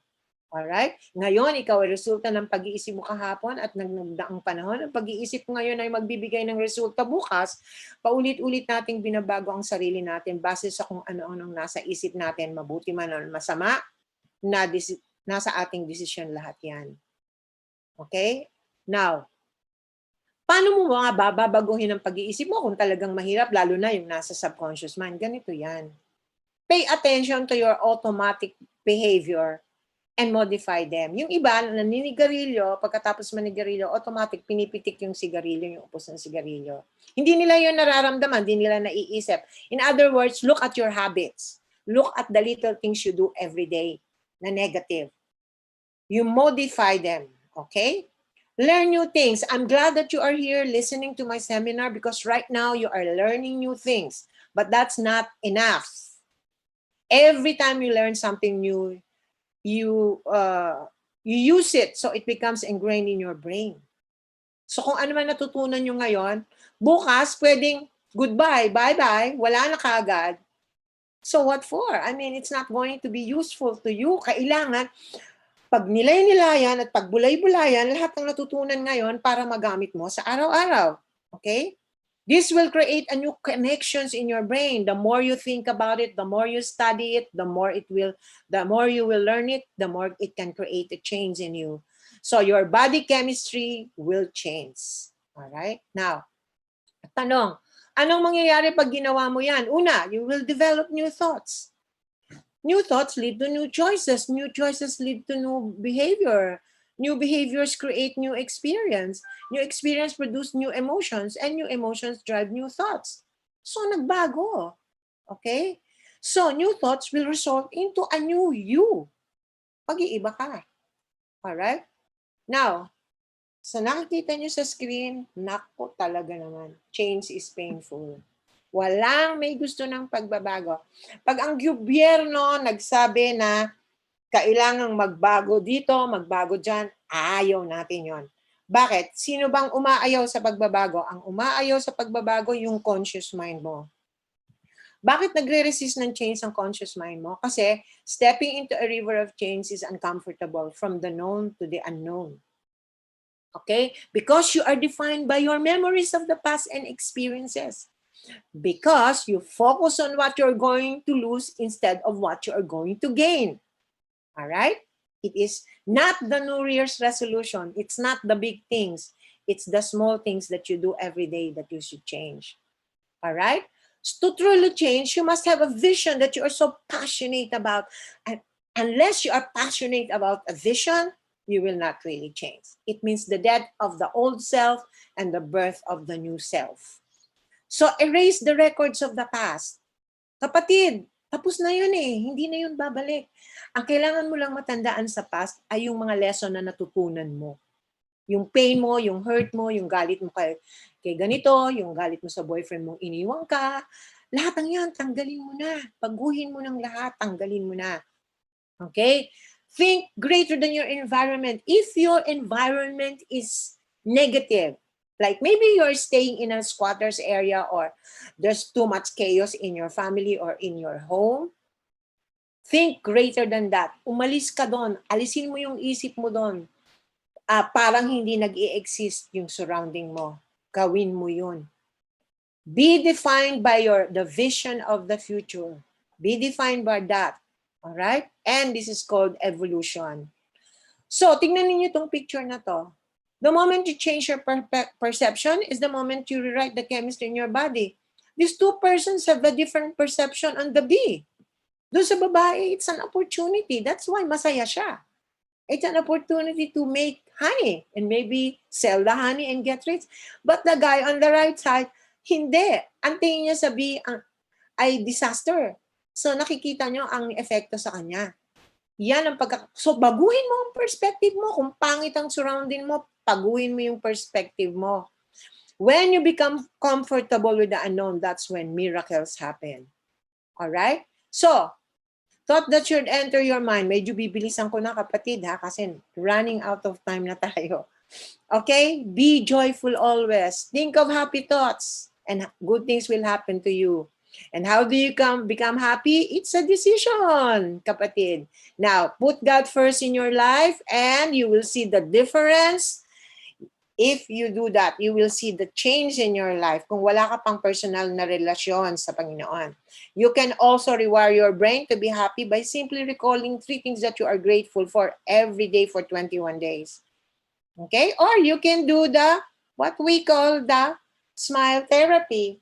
Putting a ball pen in between your teeth. Wala akong ball pen, eto na lang. Ganito. Ang laki. This is called the smile therapy. Okay? I wish I have more time to explain the smile therapy. So don't think about what will happen in a month, in a year. Just look at what is in front of you today. All right? So, thoughts of courage, power, and confidence ang kailangan mo kasi hindi ka makakatawid dyan sa bangin na yan kung wala ka niyan. And thoughts of obedience is very important. Thoughts of gratitude, right? Quiet mind, slow key, stay low key, never announce your move. Okay? Make more moves and less pronouncements. Thoughts of kindness, oh my God, very important. Before you say something, stop and think, how would you feel if someone said it to you? Grabe. Sana lahat ng tao gawin yan. Pag ginawa mo yan, you can be kind.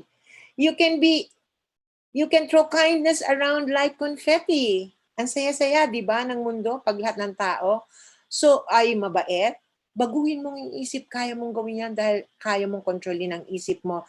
Kapag napansin mo na nagninega ka na, nalulungkot ka, o nadidepress ka, mag-isip ka ng masasayang bagay, ng mga bagay na paborito mo. Kapag ginawa mo to araw-araw, hindi magtatagal mapapansin mo na nagbabago ka na. Mahirap itong gawin, pero kung gusto mo, makakaya mo. So kung ano ka, kung anong meron ka, kung anong ginagawa mo, lahat ng yan, nagmumula sa iyong pag-iisip. The secret of all power, all success, all riches in is first thinking powerful thoughts, successful thoughts, and thought of wealth of supply. We must build them in our own mind first. So every condition, every experience of life is a result of our mental attitude. We can do only what we think we can do. We can be only what we think we can be. We can have only what we think we can have. Okay? Now, we go to emotions. Maiksi lang pong emotions is either love or the opposite, which is hate or fear. Emotions come from the heart and enter the conscious heart. Emotions change the magnetic and electrical field of your heart. Our thoughts become alive through the power of love. And did you know that your emotion, that positive emotion create physical benefit in your body? Yes. That's the chemistry again. So all emotions grow in size when practiced regularly. Practice love to have more love. Practice hate to have more hate. Practice kindness to have more kindness. Practice depression to have more depression. Practice fear to have more fear. So look at the emotions that you live by every single day that is connected to your past and decide, bibit-bitin mo ba itong emotion na to for the rest of your life? Kailangan mo nang magdesisyon. Okay? Ang feelings naman po ay, feelings na tayo, medyo borderline na tayo ng ating seminar. Where you bring in your attention determines how you feel. Okay, so what is feeling? Feeling is a language that only the subconscious can understand. It is a prayer that cannot be seen. It can only be felt. Kapatid, kung nag-pray ka na walang feeling, pasensya na, hindi ka nakapag-pray. Alright? Ang feeling ay lumalabas kapag isang uri ng pag-iisip ay tinutulbasan ng isang uri ng damdamin. Anger and fear will elicit feelings of anxiety, depression, sama ng loob, inis, irritability. Love will elicit feelings of calmness, joy, peace, and happiness. Okay, feelings is what you experience in your body as a result of your emotion. A dominant feeling is the one expressed. Feelings create a subconscious impression in your body. Nagkaka-epekto sa katawan ninyo yan. Feelings have more impact in your subconscious mind than thoughts and your emotion. Napaka-importante ng feelings. Feelings are what make things happen in life. Read with me. That which you feel to be, you are. Again, that which you feel to be, you are. So feel it. Feel your success. Feel what you want to achieve. It's the feeling. Katulad ng ahente na yan, anong ginawa niya? He lived in the feeling of being the one he want to be. Live in the feeling of the one you want to be and you shall be. Okay? Now, imagination fuels your feeling. Importanteng nai-imagine mo yung nararamdaman mo. So lahat tayo, nadinig na natin ang tungkol sa affirmations. I will go a little beyond my time. Okay? Ito ang mga common affirmations. Sabi dito, I am, two of the most powerful words that whatever you connect to it shapes your reality. I am happy, blah, blah, blah, I'm protected. Yan ang mga sample na mga yan, I'm abundantly blessed. Okay? So, affirmation, mga example ng affirmation. Affirmations must be accompanied by imagination and feeling in order to work. A change in feeling is a change in destiny. So, kung lagi kang masaya, magbabago ang buhay mo because ang pagiging masaya is the best feeling in the whole world. Okay? So, dapat magbago ka, change your feeling from the masungit, galit, hanggang sa maging masaya ka na. Yan ang gusto nating mapa-achieve. So, visualize your affirmation with the use of your imagination. Imagination is very vital to the achievement of your goals because the subconscious mind cannot distinguish between imagination and reality. In the universe, there's no law of limitation. Again, it's the law of supply. The law of the universe is the law of abundance. Okay? So, when you are awake, your conscious mind is active. When you're asleep, your subconscious mind is inactive. So, all your thoughts, 5 minutes before you sleep will become the marinade of your subconscious mind while you are asleep. So, yung 5 minuto, yung bago ka matulog, ano ba yung iniisip mo? Yung subconscious mind mo magbababad doon. Doon siya magbababad sa buong gabing 8 hours na tulog ka. Wow, grabe. Yes, very important. So, eto na tayo. When thoughts and emotions in the conscious mind unite with the feelings of subconscious mind, okay? Your mind becomes so powerful that you can ask a mountain to move and the mountain will move. Totoo ba yan? Ganito yan. If your conscious mind is coincides with your subconscious mind and are united with the desire of God in your life, so magkakampi silang tatlo, ano mangyayari sa'yo? You will be in what we call your vortex. The most creative time of your life. Anong ibig sabihin ng you're in vortex? Nagiging parang imbudo ka. Di ba yung imbudo, sinisip-sip lahat? Yan. A-attractin yan lahat ng positive things in life mo. Lahat ng blessings ma-attract na. So, lagi mong sasabihin sa sarili mo, I'm attracting all the blessings. I'm attracting all the blessings I deserve. All the wealth I deserve. All the abundance that I deserve. So, kailangan yung subconscious and conscious mind are coherent together with the laws of God. Then you are in a vortex. Okay? So, because of this, you have powers you've never dreamed of. You can do things you never thought you could do. Bakit yung iba nakakatuloy sa alambre, nakakabisikleta sa alambre? Pwede naman palang gawin yung mga impossible. There is no limitation in what you can do except the limitation of your own mind. It's the mind that prevents you from getting what you want, my dear friends. So, your mind can give you success or it can give you failure. And with this, I'm ending with a verse in the Bible, Proverbs 2, verse 6 to 7. Anong sabi? For the Lord gives wisdom. From his mouth come knowledge and understanding. He holds success in store for the upright, and he is a shield to those whose walk is blameless. Dito po nagtatapos ang training ko ngayong araw na to. Para dun po sa mga late na nakarating, o dun sa gusto pang mag-aral, mag-aral pa para maintindihan ito at mai-apply nila sa buhay nito. Ang libro ko po ay available sa Great Books Trading. Napakamura lang po niya kasi manipis lang siya, pamphlet lang siya. I guess it's around 150. Can you just plus the, plus yung pag-send sa nyo, plus the courier, kung magkano man yung courier. Basahin po ninyo at kopyahin ninyo yung mga telephone number na nakikita nyo sa screen and you can call them, and if you want to, you can buy from them. Okay? Great Books Trading is my publisher. All right. And if you missed the first part of this training about the mind, the conscious and subconscious mind, you can go to YouTube, you type Belly Ilarde, and this will come out of the screen. You choose it. It's a 28-minute video on the conscious and the subconscious mind. Marami pong salamat. Lumampas ako ng 6 minutes sa aking training. Kung meron po kayong gustong itanong, siguro the only way is to go to my Facebook account,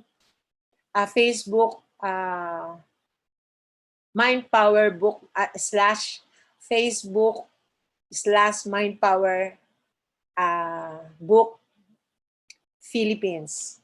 Makikita nyo dun yung mga pinopost ko.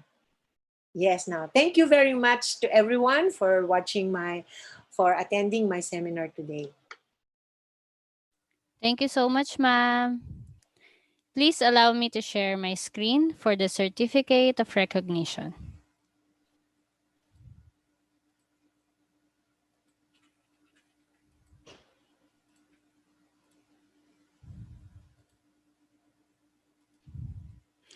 On behalf of Center for Human Research and Development Foundation Incorporated, we would like to award the Certificate of Recognition to Ms. Isabelina D. Elarde for being our resource speaker in the Educators Congress and International Seminar Workshop on Designing Learning Experience on Harnessing Mind Power for Success, held on July 4, 2021 in Quezon City, given this 4th day of July in the year of our Lord 2021 in Quezon City, Philippines. Signed by our President, Ms. Virginia P. Gapus, our Program Director, Mr. Jeffrey M. Mayor, and yours truly. Again, thank you so much, ma'am. Thank you so much. Thank you. God bless everyone. God bless din po. Stay safe. Thank you.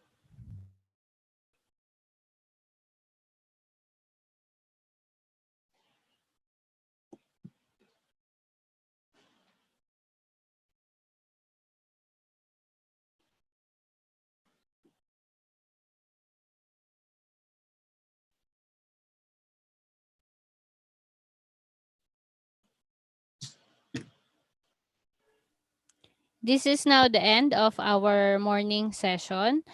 Please, reminder lang po ulit, this is the link that we are using for the next session of 3:30 to 4:30 p.m. for the session of Dr. Marie Grace Gomez. Remind ko lang po ulit, baka po may maligaw po ulit sa atin. So, etong link pa rin po yung gagamitin natin for the next session at 3 to 4:30 p.m. Tapos po, pa-double check na lang din po yung updated program na pinost namin sa Facebook account natin, Facebook group. So, we will see you later at 3:30 p.m. for the session of Dr. Marie Grace Gomez. Thank you everyone and see you all later. Have a hearty lunch po. Bye everyone. God bless.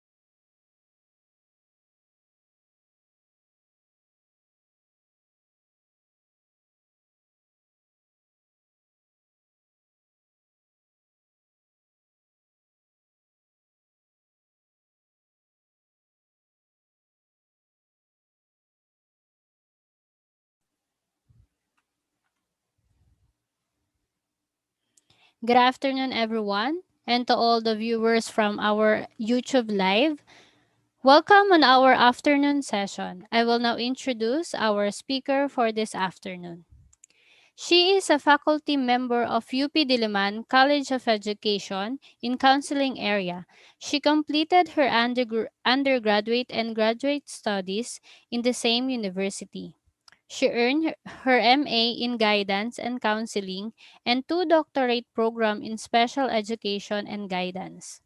She was the director of the UP Diliman Learning Resource Center. She published and served as consultant for Values Education textbook for basic education. Without further ado, let us all welcome Dr. Marie Grace Gomez. Hi, Okay, ma'am. thank you very much for this very warm introduction for the day. I have to just consent to the meeting. So yes, thank you very much for coming to today's session. I'm very happy that you are spending the Sunday with us and you are spending this Sunday for learning. And true enough, you are lovers of learning because we never stop learning as we are teachers. We always we always try our best to learn and we always try our best to be up to date with whatever the latest trends are. And also here, the pool of speakers at CHRDF, we also try our best to get into the latest. That's why I always present literature.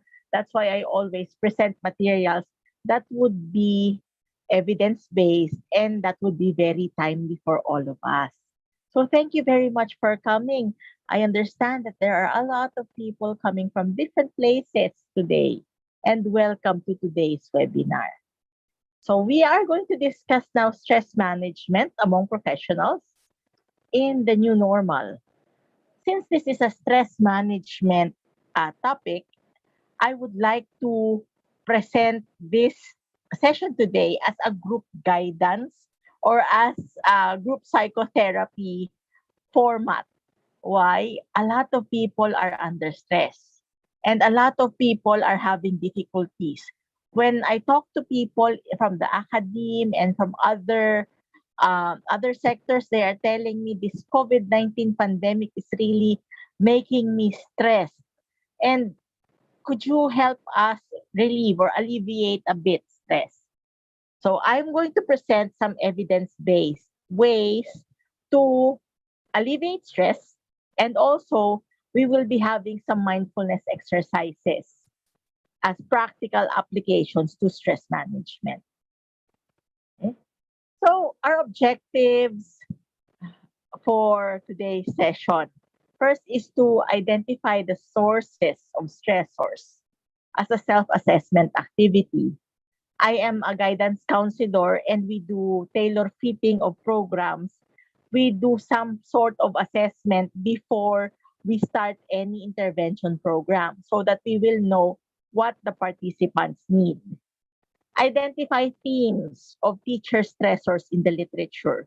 I have done the latest review of literature using the software called Envivo, and I checked all the materials on stressors of teachers during the COVID-19 pandemic.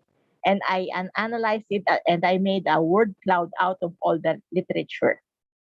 And then we learn some practical mindfulness tips or activities to alleviate stress during the new normal. Some of mindfulness activities can be seen at YouTube, and if you type their mindfulness or guided imagery for COVID-19, you will see here some mindfulness activities, even WHO. I would be recommending to you specific mindfulness activities that you can use because not all the mindfulness activities that I have seen in YouTube are effective. So I would let you assess what effective mindfulness exercises are. And by the way, there are many mindfulness exercises. And then we identify evidence based intervention programs that would help in stress alleviation. So, Reminders before the discussion, sorry for the typographical error. First is to participate in the session. You will maximize learning if you participate. There is a need to participate in the session. Let us use our participate skills. And that is also a mindfulness technique. If we participate, and then let's ask questions. If you need to clarify some points, go ahead and use the chat box. The chat box is a very beneficial tool that I have learned. And if I want to interact with the speakers when I attend webinars and training programs, the chat box is my best friend. If you need to talk to me about some very personal issues, sometimes people have a lot of issues with them, and some are very personal, such as issues of abuse, and I don't want to elaborate on them. You could email me, and I'm giving my email address. This is my email address. And then all PDFs are given by CHRDF. So these are the reminders before the discussion. So let's have a check-in session. Let's start with how you are doing. Check-ins are very important because this enables people in the class to have a voice. If this is a class, everyone would have a voice. Everyone would have their chance of participating. Everyone's feelings would be processed, and the facilitator, of course, will know what to teach. If there are additional materials that have to be integrated in the session, these would be integrated. So I'm checking in using a simple form. You could use Mentimeter, but now I'm using Google Form because I am tailor fitting this to be a group counseling activity. So let's start with how you are doing. I have here a Google Doc form, and then I will be placing the Google link in the chat box. It is very important that we know what the condition of the people are if we are doing an activity that is related to counseling or mental health. So I am having here a check-in session, and the check-in session looks like this. This we're going to talk about your levels of stress and how you alleviate stress. So I have there the activity sheet. It's a check-in. So these are the alternatives 0 to 4. I will discuss to you what the scale is all about. And of course, everyone is required to have a data privacy. Don't you worry, I will not collect names. I don't collect schools. I don't even collect emails. So these are measures are maintained, are held in place in order for you to have your data secured. So as honestly as possible, no one will know your identity. All the reports will be given via group. So this is the data privacy clause. And then these are the questions. In the last month, how often have you been upset because of something that has happened unexpectedly? In the last month, how often have you felt that you were unable to control the important things in your life? In the last month, how often have you felt nervous and stressed? So it's from 0 to 4. In the last month, how often have you felt confident about your ability to handle your personal problems? In the last month, how often have you felt that things were going your way? In the last month, how often have you found that you could not cope with the things that you had to do?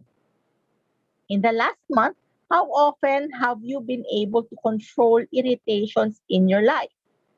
In the last month, how often have you felt that you were on the top of things? In the last month, how often have you been angered because of things that happened that were outside of your control? In the last month, how often have you felt difficulties were piling up so high that you cannot overcome them? And then here are some demographic information such as your age so that I will set the tone for discussion, the years of professional experience, because my examples would stem from the fact that I would want to cater to the audience that I am talking to. I have been in the teaching profession for a few decades already, so I would want to know how to talk to you better. Marital status, and then the sources of stress during the new normal, the type of work, and then the type of school. Take note that there is no personal information there that I would be getting. There is no email address even collected. So your identity remains a secret, confidential. But I would also like to request that you answer as honestly as possible in order for me to tailor fit the discussion. So I would be sharing the Google form link to everyone for those who have just come in. So those are the things that, thank you very much, ma'am, for participating. So we have the Google forms so that I would be sharing the check-in session for today.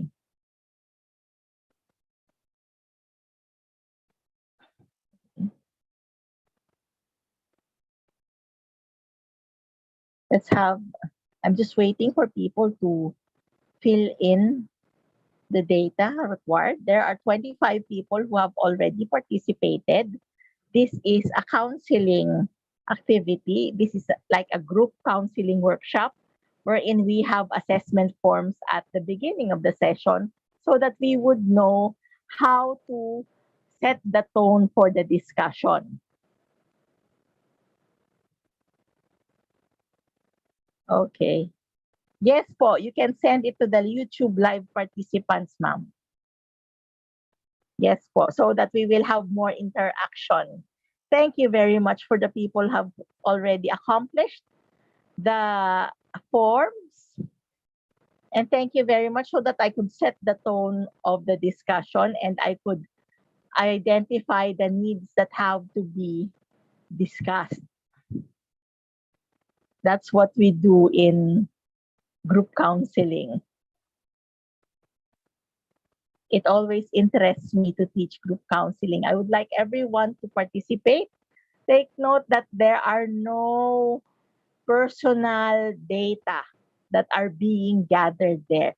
There's no name, there's no email. Your identity is kept confidential. Thank you very much po. So I shall discuss also the assessment. So we are 94 in the room. I'm also waiting for the other participants to check in. Please use your participate skills because you are in a formal group counseling class. And also, when we have data, I also present this. For example, I give the data to the audience in order for them to self-reflect. I also give this to the institution. I analyze it as a group format, and I would help institutions plan for their future endeavors. When you are teaching, it is very necessary for you to have check-in activities on how the students feel, on what the progress is for their papers, or for example, you would be talking to them about their personal lives. Like, is there anything at home stressing you out?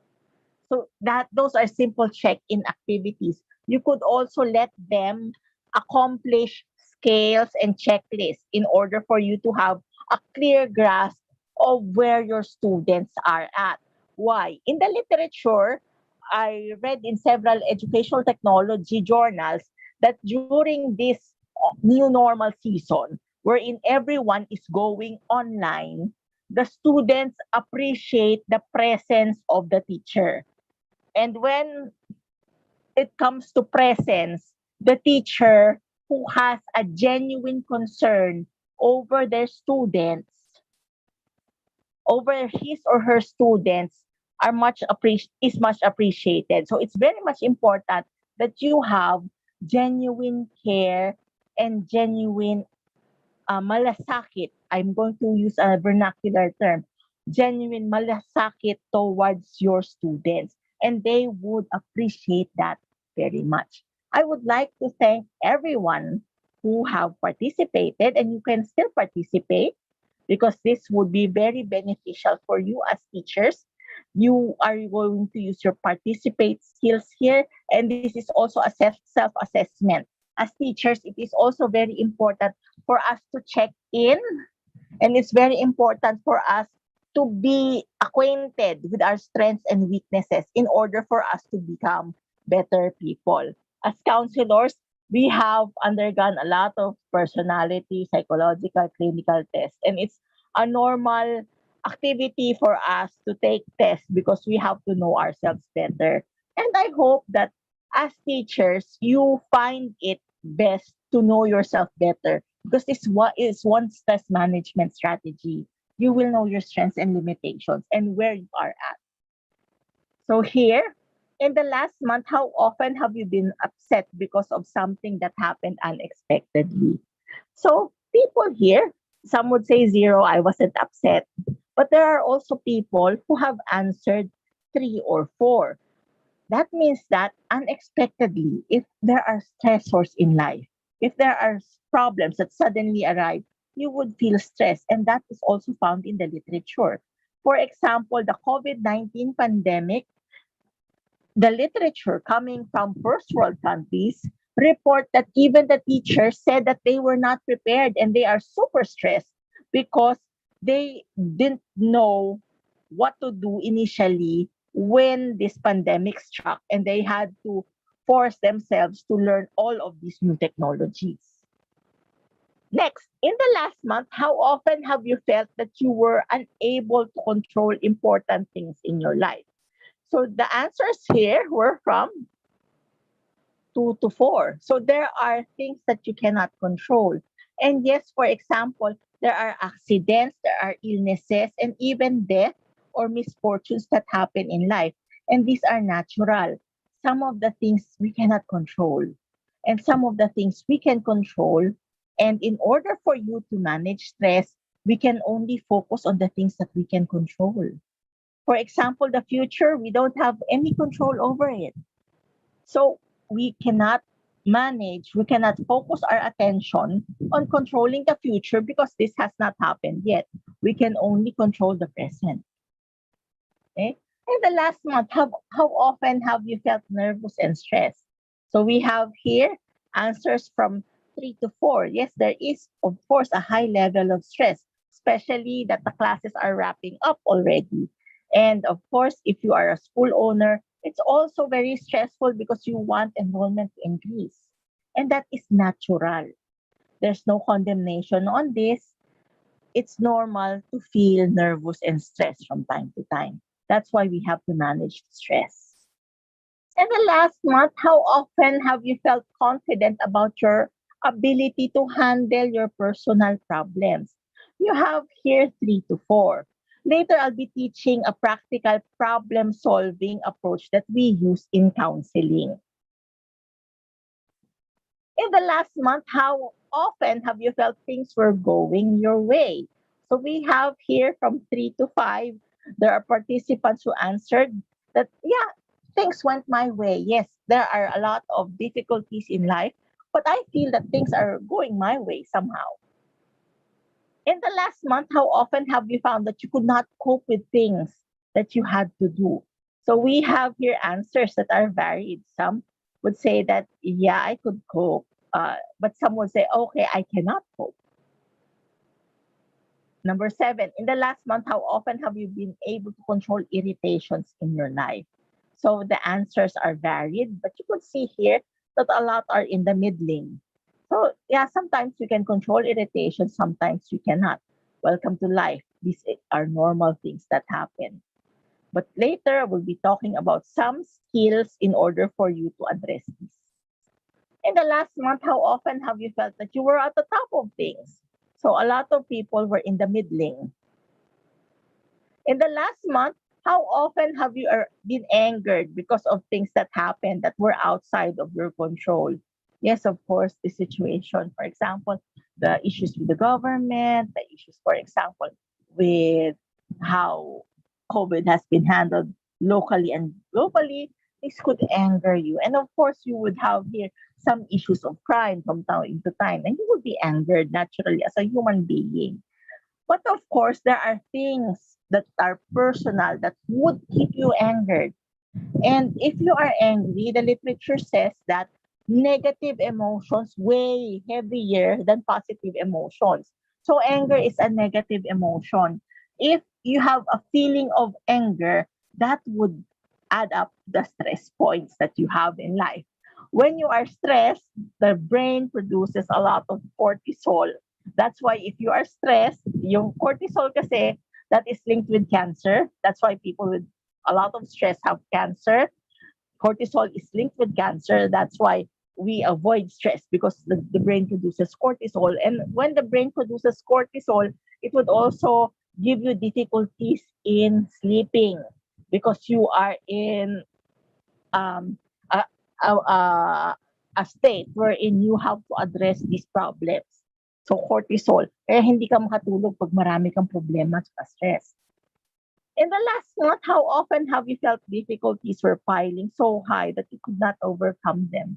So you have here from 3 to 4, from the middling to 3 to 4. So that is on the higher side.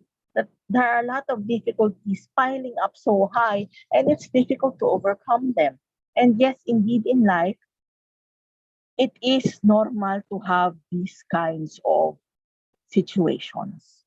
And let's have some skills in order for us to sail through whatever is happening. So the age. So red, most people are from 26 to 30.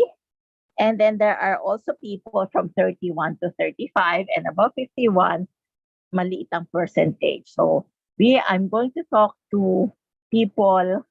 I'm going to use the language of people that are slightly below my age. I'm 45. So gagamitin ko yung examples doon. So I know how to set the tone. Years of professional experience, 1 to 5 years. So I will be having examples that people from 1 to 5 years of experience can relate. At the same time, I'll also have some material for those who are 16 to 20 and above 21 years. So I'm going to set the tone. Okay. Marital status, a lot of people are single. And then closely merong married and then separated. No one is widowed. The sources of stress during the new normal. Finances, number one. Yes, ang dami nga talaga finances. Talaga pong problema ang finances. Connectivity, talaga pong problema yan. Talagang maski na po ako, na-stress ako because I sometimes have national training programs that I would get disconnected 5 times. Nakaka-stress po yan. Relationship issues because people are in quarantine and somehow you would see the negative side of your spouse and your children. If you are quarantined and you stay at a longer time period together. And then superiors, yes, nakaka-stress kasi ang daming demands. Minsan, ang feeling natin nagpapasa lagi sila ng trabaho and others. Okay? So type of work. So people here are in teaching only, marami. Tapos merong teaching and supervisorial, which could add to stress. Because the more hats you have, the more stress you will encounter. And then type of school, we have 50-50 public and private. So we have a good sample here. We have participants coming from both public and private schools. Thank you very much for participating. And for those who have tuned in, and for those who are in YouTube Live, you could still participate in this because this would be a self-awareness exercise for you. It's very important for teachers to have self-awareness in order for them to know the trajectories that they would take in life. For example, for decisions that they have to make in life. So knowing yourself is is highly recommended. It's very good for you. If there's a new test, I really like to take new personality tests personally because I know the benefits of it. Thank you very much for participating. I really appreciate it. And I hope that the feedback would give you a glimpse of what is happening in the group. And if you are feeling on the very stress side, it is hope that by knowing that there are also other people who are in the same boat, you would be able to know that I'm not alone. There are also other people who are in this way. So, why am I sharing that? In stress management, when you use how would you compare yourself with other people, and if you compare that there are other people who are in the same boat, who are also experiencing high stress levels, you would feel better about your situation and you would say, I'm not alone. Okay, there are also people who are like me, who are grappling with stress, so I can do it. Napapagana kayo niyan pagka alam mo na meron ding ibang mga tao na nandito sa sitwasyon. Pampagana rin yan. That would serve you also as a motivation. That is called comparisons. So we did the check-in. Check-ins are important so that everyone will have a voice. Assessments are important so that we can identify interventions that have to be applied. And for this, I would be able to set the tone of the discussion. Let's go to teacher stressors.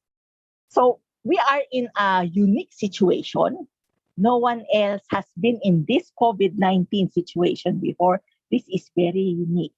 So I examined the literature because we are all scholars, we are all teaching.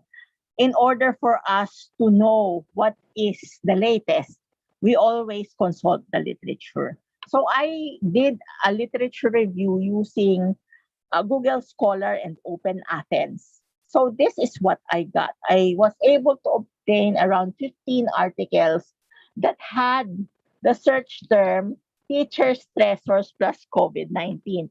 Yes, there were 5,960 results, but other stressors were related to physics and were not related to teacher stressors. And other stressors are not teacher stressors. So I was concerned only with articles that had teacher stressors.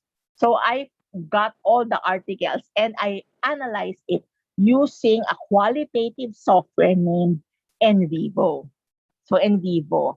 You can also use MaxQDA. These are very excellent tools because you will be able to identify themes of the literature ASAP. And when you click on a word, you would be able to identify how the various literatures use that particular theme. So thematic analysis becomes easier. So this is the word cloud that I have generated through the software in Vivo. Of course, at the heart of the matter is teacher, teaching, and stress. Teachers, and then you have learning. These are all at the heart. In word clouds, the bigger the words, the more pronounced it is in they are. The bigger the word, the more pronounced it is in the literature. So what do we have here? So you have, of course, the pandemic, students. Students are the sources of teacher stress during the pandemic. The working situation. Being positive of COVID-19 makes them stressed out. You have the workload that they have to do, juggling household chores. In fact, there is an article in Ireland that states that Irish teachers are so stressed out because they have to juggle their teaching roles online, and they also have mother roles. They have children to teach. And of course, some of their husbands would demand, of course, they would demand them to do household chores, etc. So based on that article, it says that a lot of mothers who are teachers are so stressed out, and these are the sources of their stress. Okay? In the Philippines, that also is the same situation. And I do understand that in some private schools, yes, you have more work, You have lesser income because some of the private schools have cut the incomes of their teachers. And that is indeed a stressful thing to happen, particularly that transportation is more difficult and some of the primary goods have increased their prices, and it is indeed stressful. Emotional issues and mental health issues, anxiety. These are the conditions that plague the teachers in the new normal. Imagine, stress ka na nung old normal, darating ang crisis, mas may stress ka pa, anxiety goes higher, relationship issues goes higher. There are a lot of uncertainties that we are facing. And indeed, it is such a stressful time to be in. We acknowledge that. So these are some stressor categories as I have did the meta-synthesis of literature. I checked on the various words, the various themes that came out in the word cloud. So what do you have here? Multiple responsibilities. A mother, a teacher, a caregiver. And sometimes when you're COVID positive, you have to do all of these things. Or if you are a child and then your parents are already elderly, what will you do? You have to take care. A lot of people, when I talk to, you know what, I'm so stressed because here I am, I'm here with my son, I'm here with my daughter, but I have my parents who are sick of COVID that I cannot even help. Emergency training on online learning.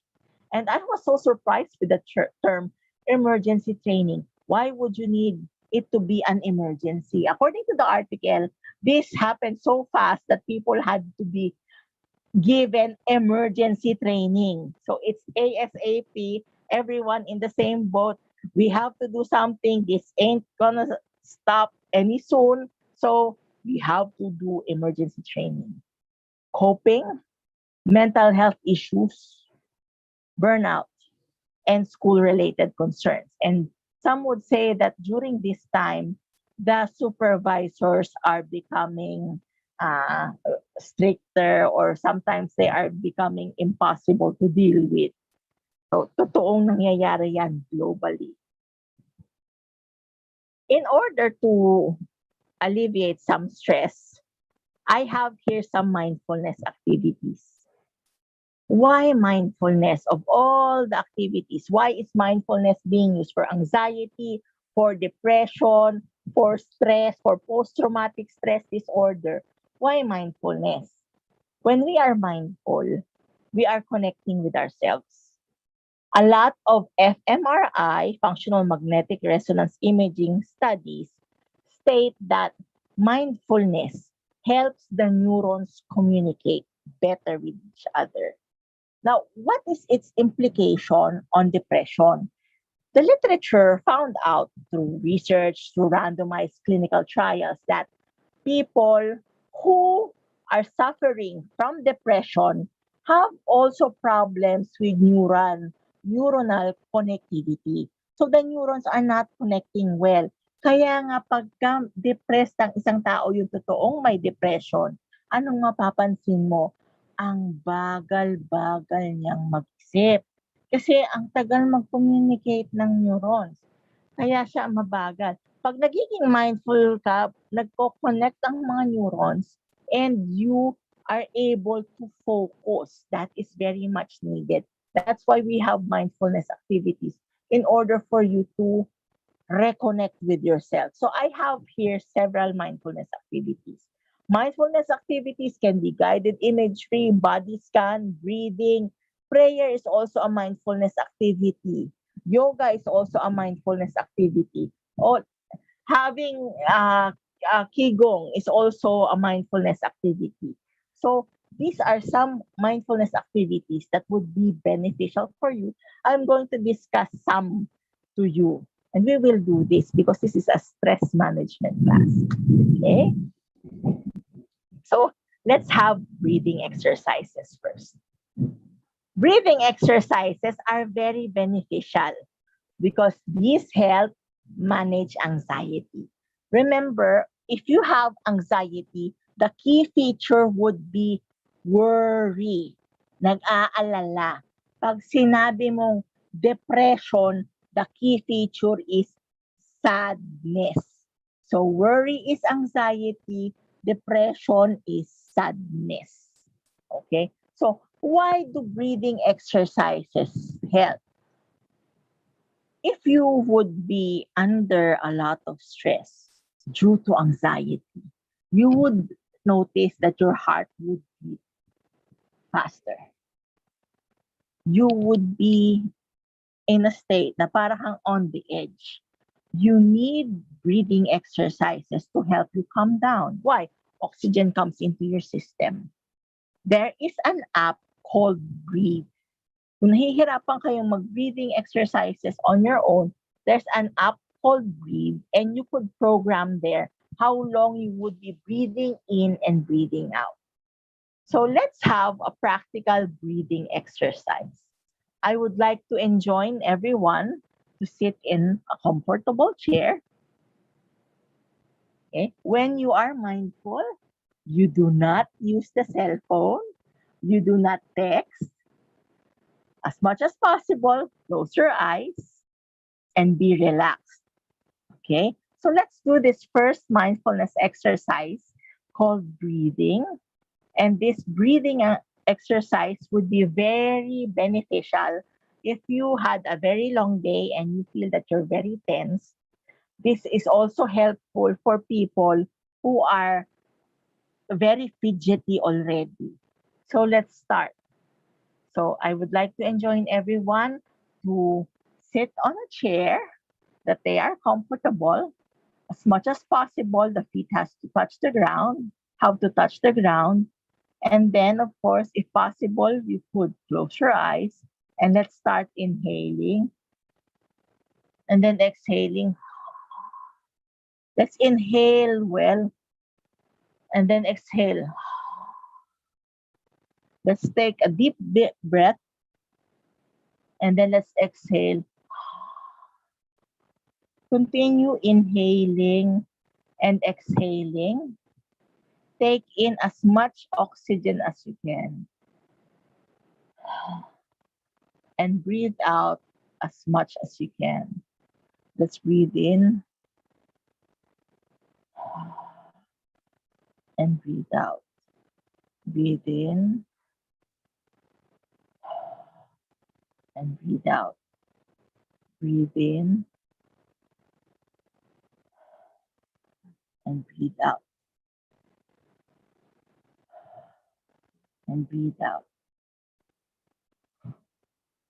Notice the breath that you are taking goes into your body. Feel your breath, the air, as it goes in and out of your body. Notice the sensations that this breath give you. You feel a lot of sensations in your body.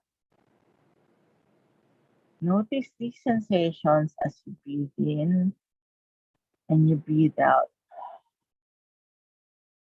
Inhale as much air as you can and exhale as much as you can. Notice how the air comes in and out of your body as you breathe in and you breathe out.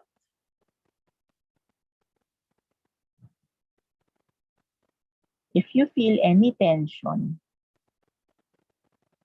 allow this air to soothe the tensions that you feel. If you have headaches, allow the air that you breathe soothe that headache away as you inhale and you exhale.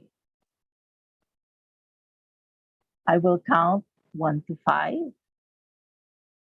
1, 2, 3, 4, 5. Let's process the situation. We did a breathing exercise. Could you chat your experience that you had with the breathing exercise? You could chat and you could also answer through the YouTube live stream. Okay, I felt relaxed. It released the tension. Later, we will have a body scan. It will release more tension. It felt relaxed. We felt at ease. It's very relaxing. And that's only a breathing exercise. I'm not belittling it. It is the most basic exercise you can do. So whenever you feel tension, whenever you feel that your heart is breathing fast, you can do inhales and exhales. And you inhale and exhale exaggeratedly. You will notice more tension released if you do that. There's also another technique if you, for example, are feeling if you're sick and you need to inhale and exhale. I do this when I have an asthma attack. I inhale, but when I exhale, I I put my teeth together and exhale using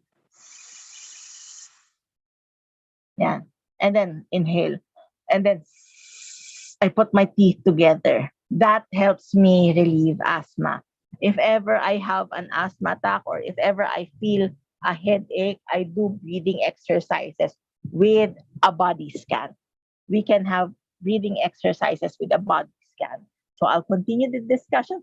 Thank you very much for the participants. Thank you, Sir Mark, Ma'am Marina, Ma'am Anna, Ma'am Ria, Ma'am Rhoda, Ma'am Yvonne. So relaxing and it relieves the pain when you exhale and exhale. Yes, Ma'am Rosalina. Later, I will be teaching you the body scan. This would relieve more pain.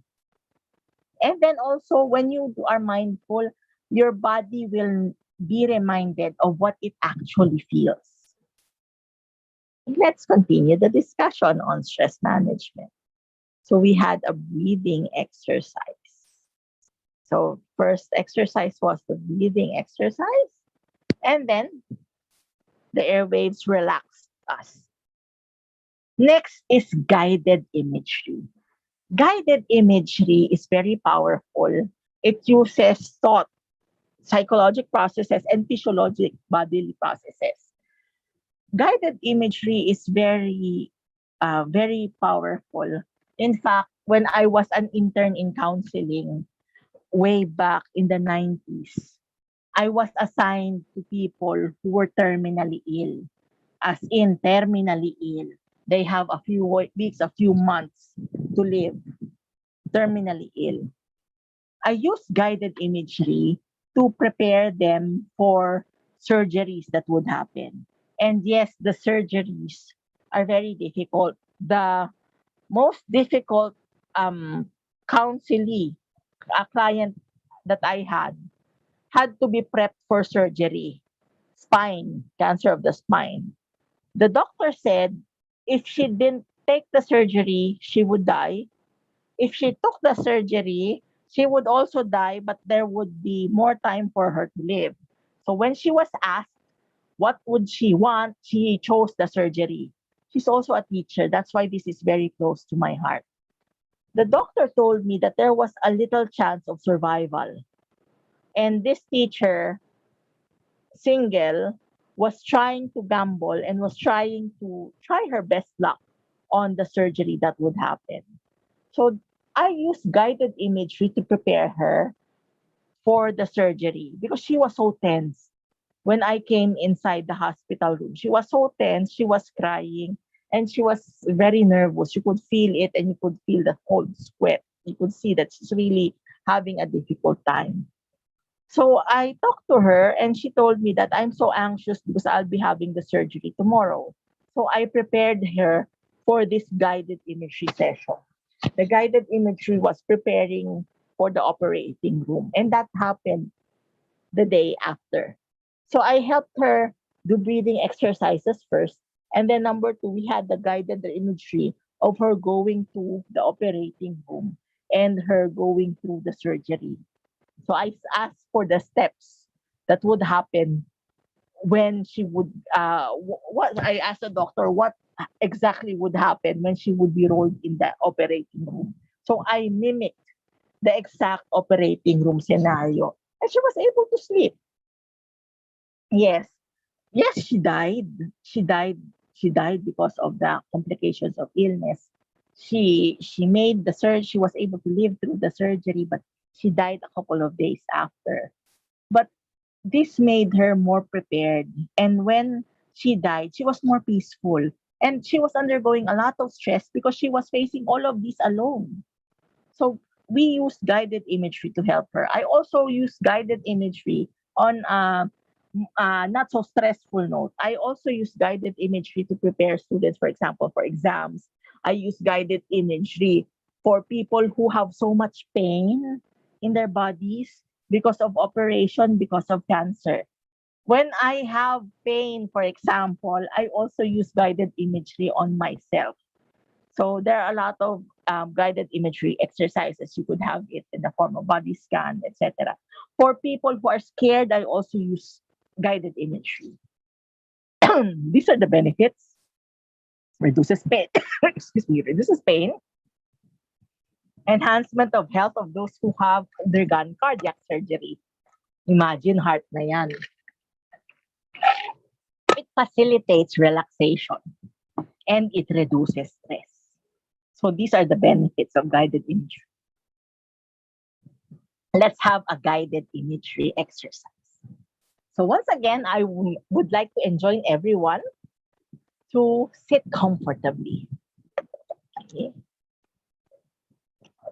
Our guided imagery session for today is entitled My Safe Space. It's a safe space for children who are afraid. I use the safe space exercise. For adolescents, adults, children who have suffered from abuse and PTSD, post traumatic stress disorder, I use the guided imagery exercise of my safe space. So, again, I would like to request everyone to sit down and let's start inhaling and exhaling, inhaling, exhaling, inhale, exhale, inhale, and exhale. We are now going on a trip, and this trip would be your safe space. Your trip to your safe space happens now. You are not bound by time. You are not bound by the quarantine restrictions. We will go to that safe space through the power of your mind. Your mind is very creative. Picture that safe space. It could be a room, a park, a beach, a theme park, nature, the mountainside. Whatever that safe space is for you, let's go. You are free to do whatever you want in your safe space. Notice the different colors in your safe space. These colors relax you and soothe you. Notice the temperature. It is the temperature that you have always wanted. It could be hot, cold, anything in between. Your safe space has the right temperature for you.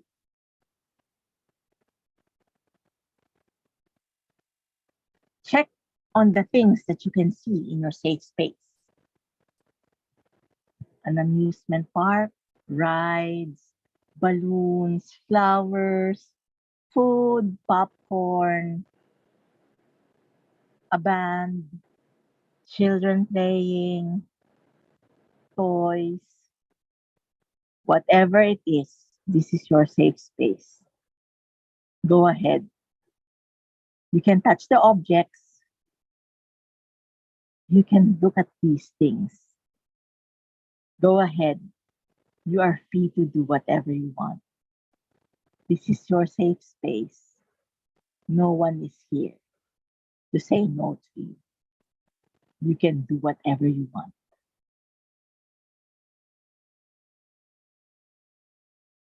Enjoy the scents in your safe space. Scents of food, lavender, cherry, vanilla, name it. Bamboo, rosemary, name the scent. It's there. Savor everything that is in your safe space. Remember that you can always go back to your safe space. This is your place. No one else can say no to you. You can do whatever you want. You are free to do whatever you want. This safe space gives you solace, happiness, relaxation. It's your safe space. Go ahead and enjoy.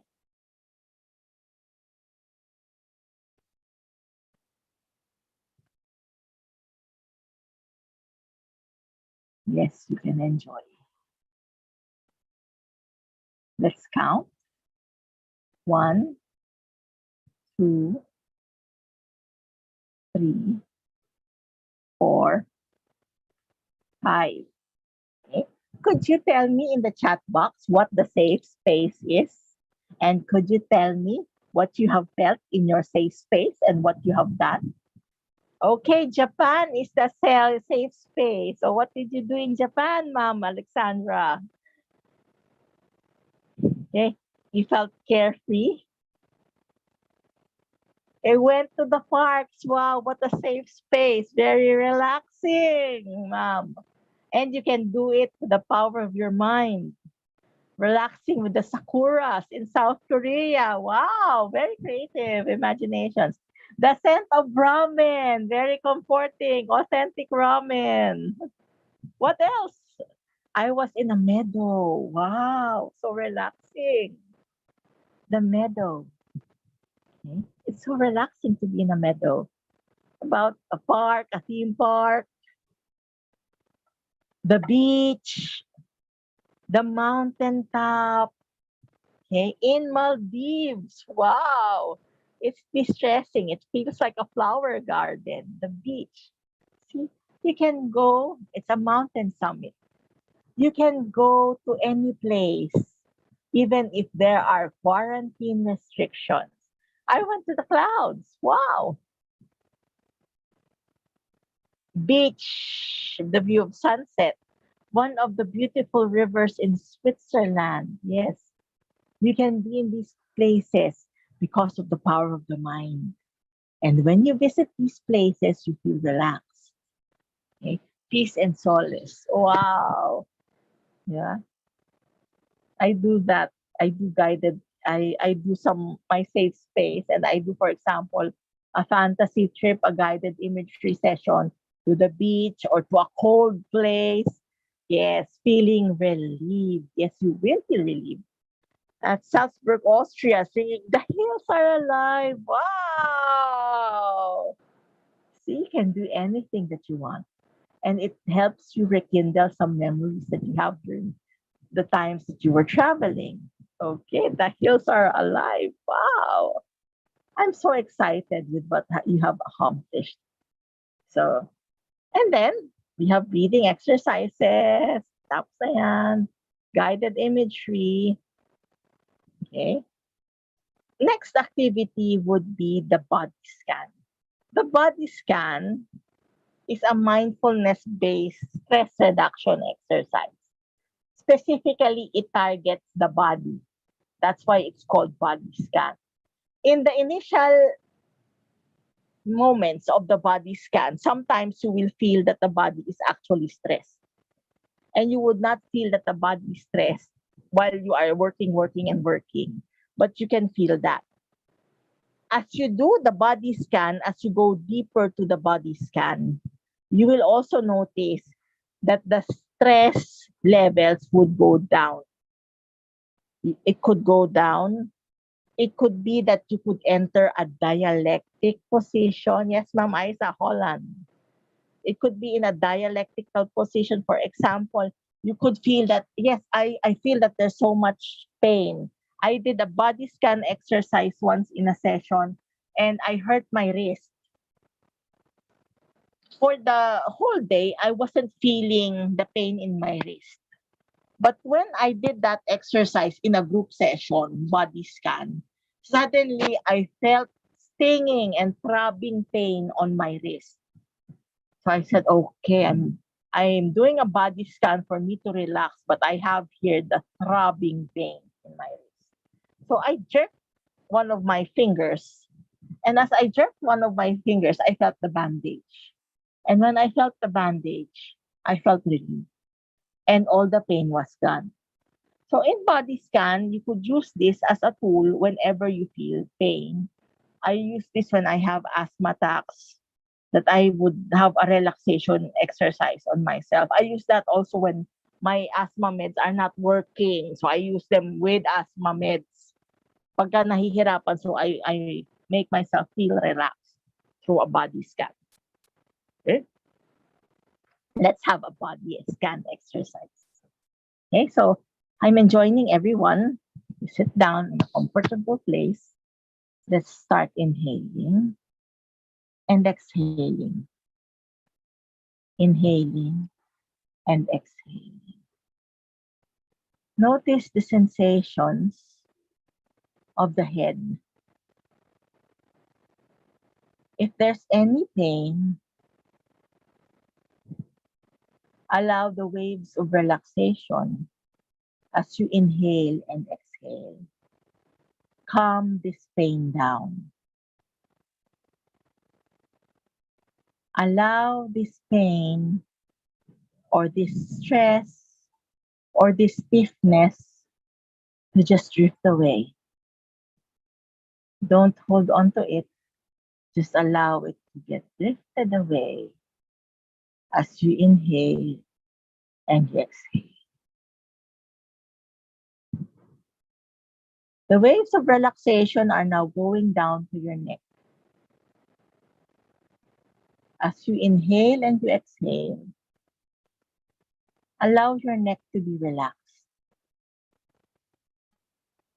Just let the pain, the stiffness, the stress in your neck just go with all the airwaves, all the air, all the airwaves that are coming. Just let the stress melt. Let the waves of relaxation go down to your shoulders. Notice how your shoulders feel. Let these shoulders feel relaxed. Go ahead, let the pain, all of these things just drift away. Goes down to your body, to your stomach. If there's any pain or tenseness in your stomach,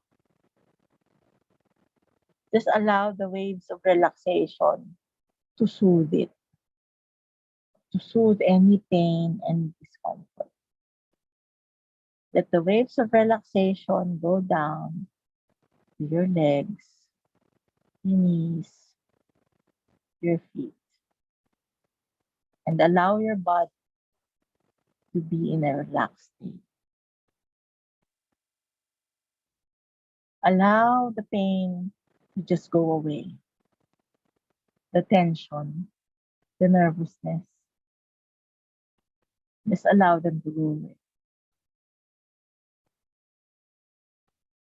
Go ahead.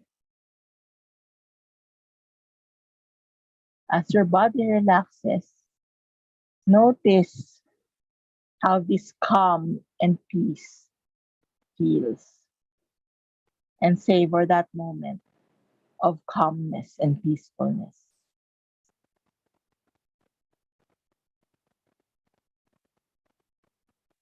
I will count 5. 1, 2, 3, 4, 5. Welcome back to class. Let's process what has happened in the body scan exercise. Okay? Could you chat whatever you have felt in the body scan exercise?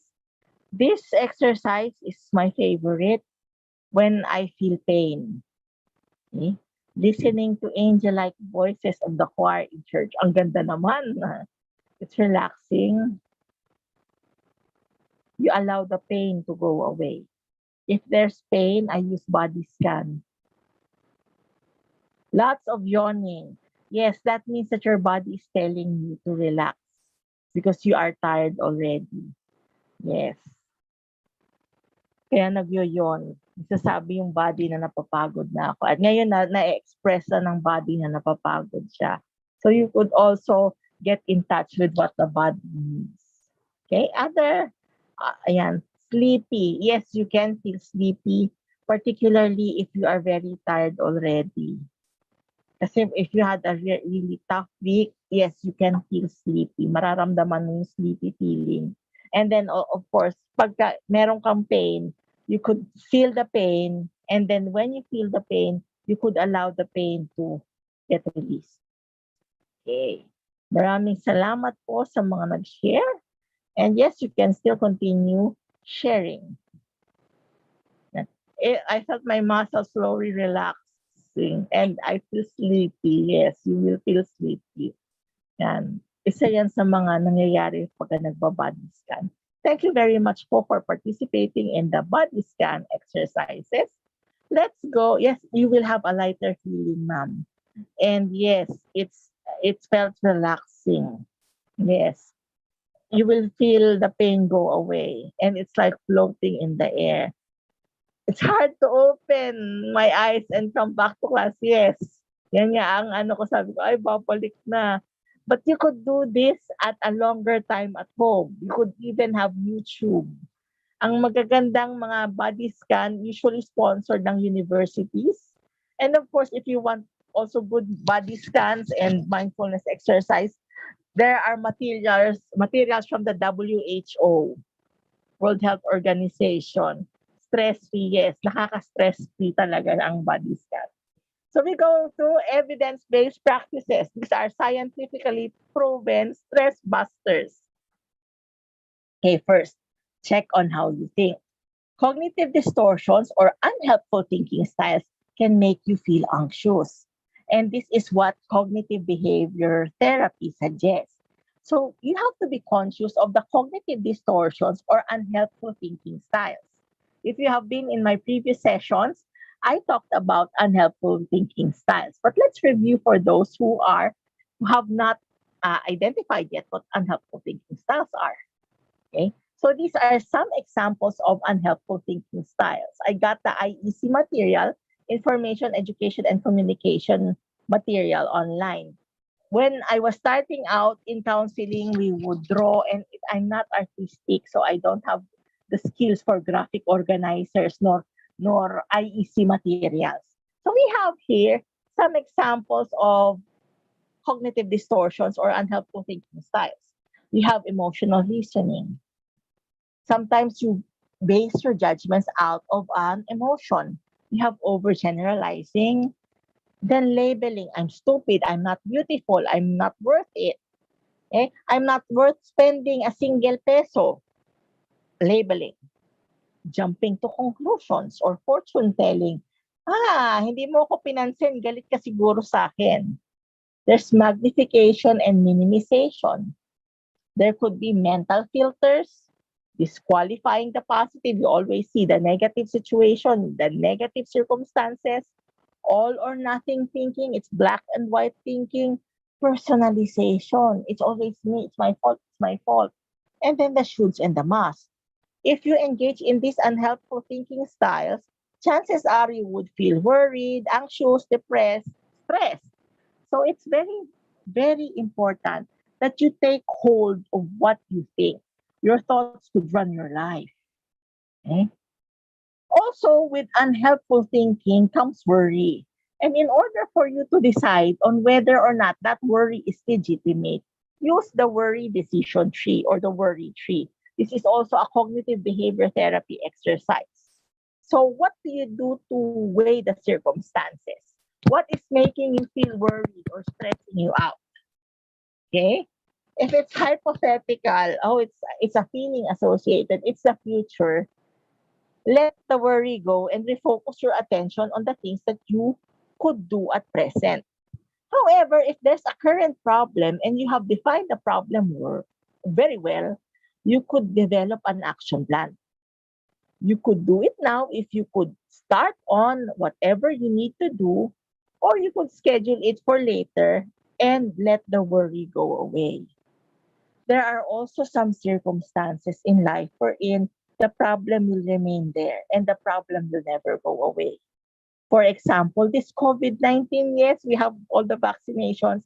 At present, the problem will not quickly go away. Yes, the government and all the world is trying their best.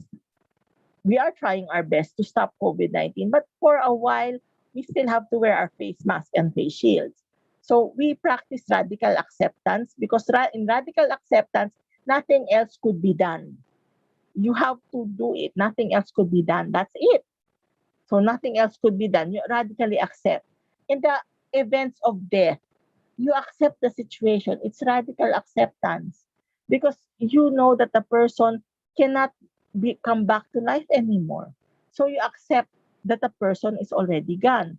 Abay, matatakot ka kung yung patay ay kakatok sa iyong bahay. So tanggapin. Yes, masakit. Andyan lahat. But when you have accepted something, little by little, the pain and worry and the problem would go away. So radical acceptance. Radical acceptance is only done when you cannot do anything about the situation, and it is not an excuse for laziness. And it is also not an excuse for you to wallow in your sorrows. You have to examine first the situation if the problem will not go away anymore. Problem solving approach. We use this to help people in counseling situations if they have a problem. First is to establish a problem. So, how do you establish that there is a problem? Of course, the problem is grounded on logical and evidence based things. You don't have a problem that is based on hypotheses. I think that she's angry because there are emotions. You have to have concrete evidence that there is a problem. So finances, for example, yes, I have financial issues. Let's explore the problem. How does it affect you? It affects the studies. It affects the way that I spend. It affects the way I make choices. And then let's try to eliminate the problem. How would you make the problem go away? So you eliminate the problem. So I could save, I could get a part-time job, I could ask other people to help. So that is a process of eliminating the problem. Afterwards, you choose one solution and then you apply it. After some time, you evaluate if the problem solving process was successful or not. So that is the problem solving approach. That could be used for practical counseling. You can use that on yourself. You can use that for your friends, for your relatives, and of course, your dear students. Exercise and nutrition can manage stress. And it is said that people who are depressed, who have undergone exercise for at least 30 minutes a day, have elevated mood. So sumasaya sila pagka nag-exercise. Kinakailangan talagang gumagalaw because that also has an effect on your mental health. If you are physically strong, you would be able to feel that you could conquer the world and you would be stronger. And if you don't feel any pain, you won't feel any stress or sadness. People, for example, who are undergoing depression feel a lot of pain. So the goal here is to relieve or minimize the pain. Help seeking also has an effect on stress. If you know how to seek help from other people, chances are you would reduce your stress level and you would have the ability to find solutions when help is sought. And if you are able to have good seeking behavior, chances are you would be having help the soonest. Effective and realistic schedules, these reduce stress, and time management gives you control over the situation. Sometimes you would check that some issues regarding stress are time management issues. And of course, do creative things that you can do at home. There are lists of a hundred fun things to do for kids, for adults, etc. So find this list and have one thing that you are going to look forward to during the weekend. What is that you will do to relieve your stress?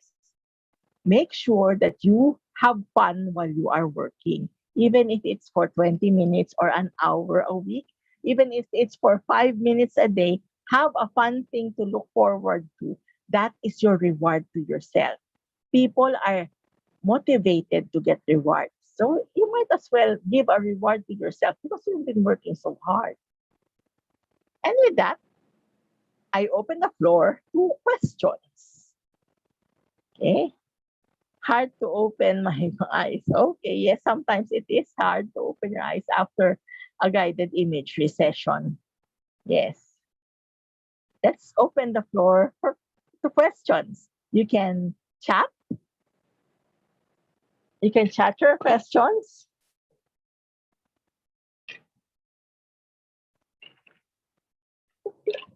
You can use the microphone. Pwede po ba?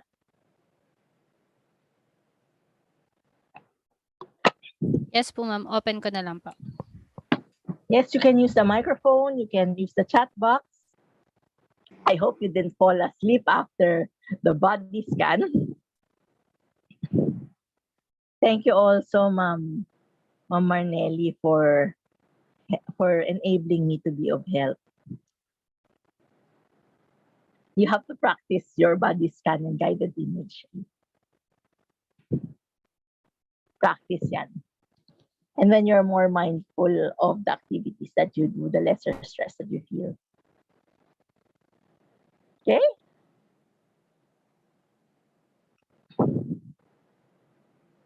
Thank you very much for relaxation. Yes, thank you rin po. Primary stress reduction activity ang relaxation, mindfulness exercises. Thank you for helping us release. Thank you also, Ma'am Arlene.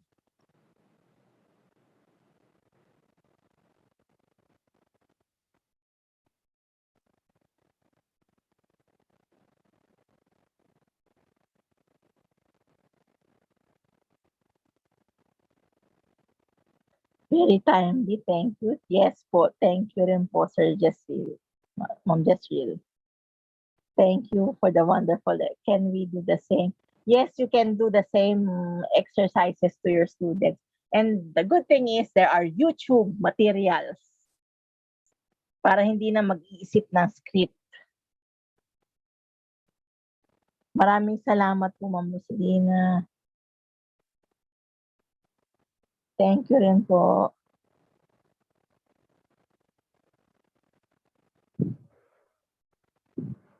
God bless you rin po, Ma'am Cecil. Thank you.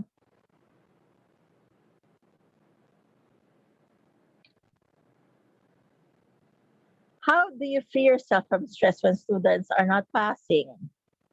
Maganda pong tanong. When are not passing the requirements, even you try to remind them so many times, and it is already past due. First is radical acceptance. If you really did your best, it's the best. So perhaps it's time for them to face the music and fail. If you have done your best, it's the best. Give yourself a pat on the back and it's the best. I also have the same students. If they don't pass their requirements on time, nagbigay na ako ng deadline up to the last day of submitting grades. Wala pa rin. Wala na po akong magagawa. So, it's a matter of taking perspectives. So, Is it really my problem? Use the worry decision tree, or is it their problem? So if it is their problem, so let them worry about their own problems and not stress yourself out. Yes po. TY sana. Yes, magagawa at saka may script sa YouTube.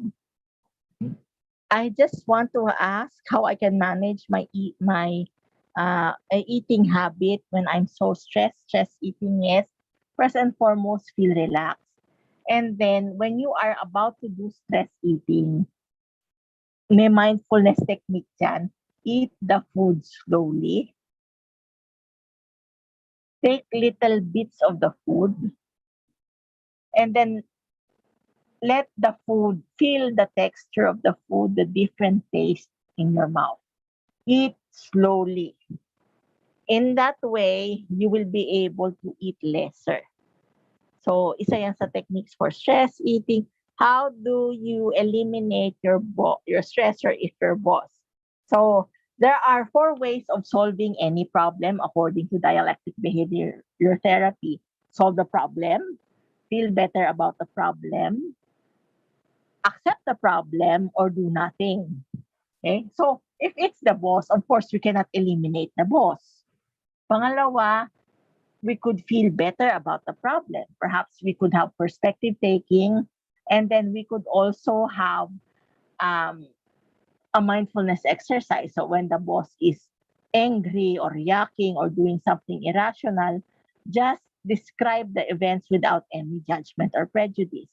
Just be compliant, and then afterwards, there is life. So after a full day's work, boss, diyan ka na lang sa office, diyan ka na lang sa school. You have to learn how to leave the problems behind. And we can talk about that. Ang iksi ng time, oo, maiksi talaga ang time. Yan. How to avoid eating as your relaxing time. Do mindfulness exercises. Do breathing exercises. Do guided imagery. Do your Zumba. I think, yes, you can also use this, whether it's online or face-to-face. I use this in online classes. Yan. Okay, yan. No questions. Maraming salamat po sa appreciation, Ma'am Alexandra. Okay, love and prayers also. Okay, thank you also. Okay. Ikain mo lang para hindi ka ma-stress. Pwedeng mindful eating para hindi ayan. Wag lang si boss ang kainin. Eliminate the stressor. Hindi pwede eh. Parang tolerate the stressor. Thank you po. Thank you, Sir Mark. Thank you po. Thank you rin po.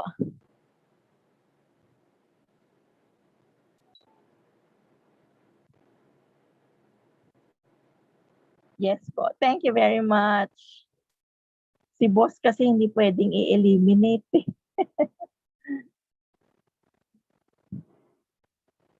Salamat po.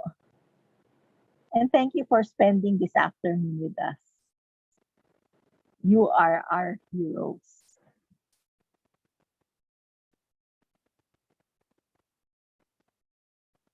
Nakaka-play ng ukulele pero ang daming trabaho. Wala na time. Pwede pong reward yung ukulele 20 minutes after a task. Ako po, ang reward ko minsan YouTube. Yan. May reward system din po ako sa sarili ko. Questions?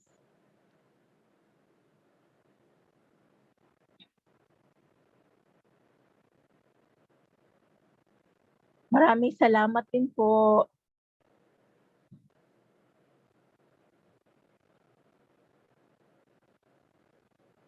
Wale. Thank you po.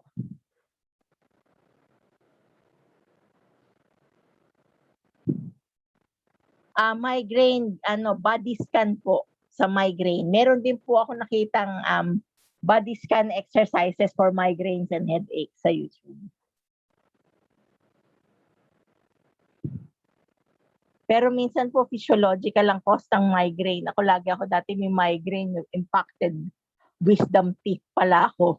Nung nawala na rin yung migraine.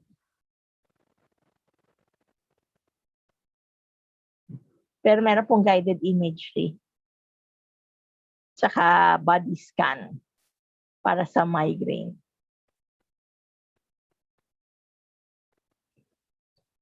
Questions po po?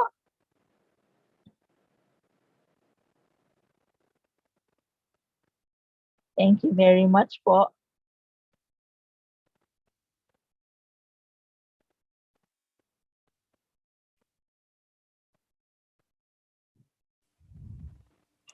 Thank you, ma'am. Thank you. I think wala na po ata sila, ma'am, na questions. Okay, thank you po. Please allow me to share my screen for the certificate of recognition.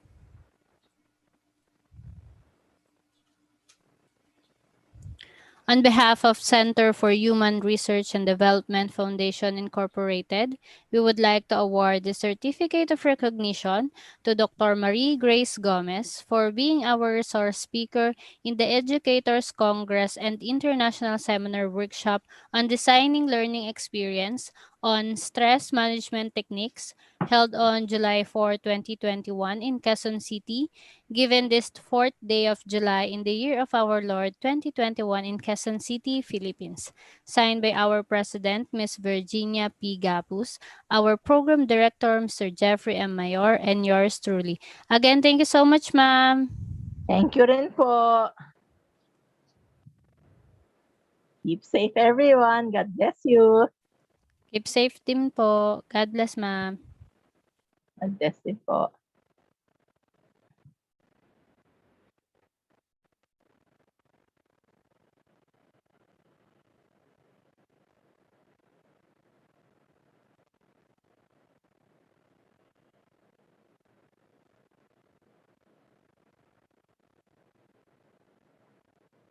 Thank you very much.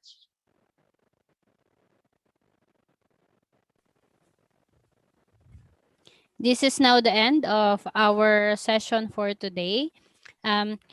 Please be reminded lang po for our next session tomorrow, scheduled at 4 o'clock p.m. We will see you tomorrow then. Bye everyone. Have a nice day. Bye, Bye. ma'am. Bye, Ma'am Sensors. Bye-bye. God Thank bless po. Bye-bye. Bye.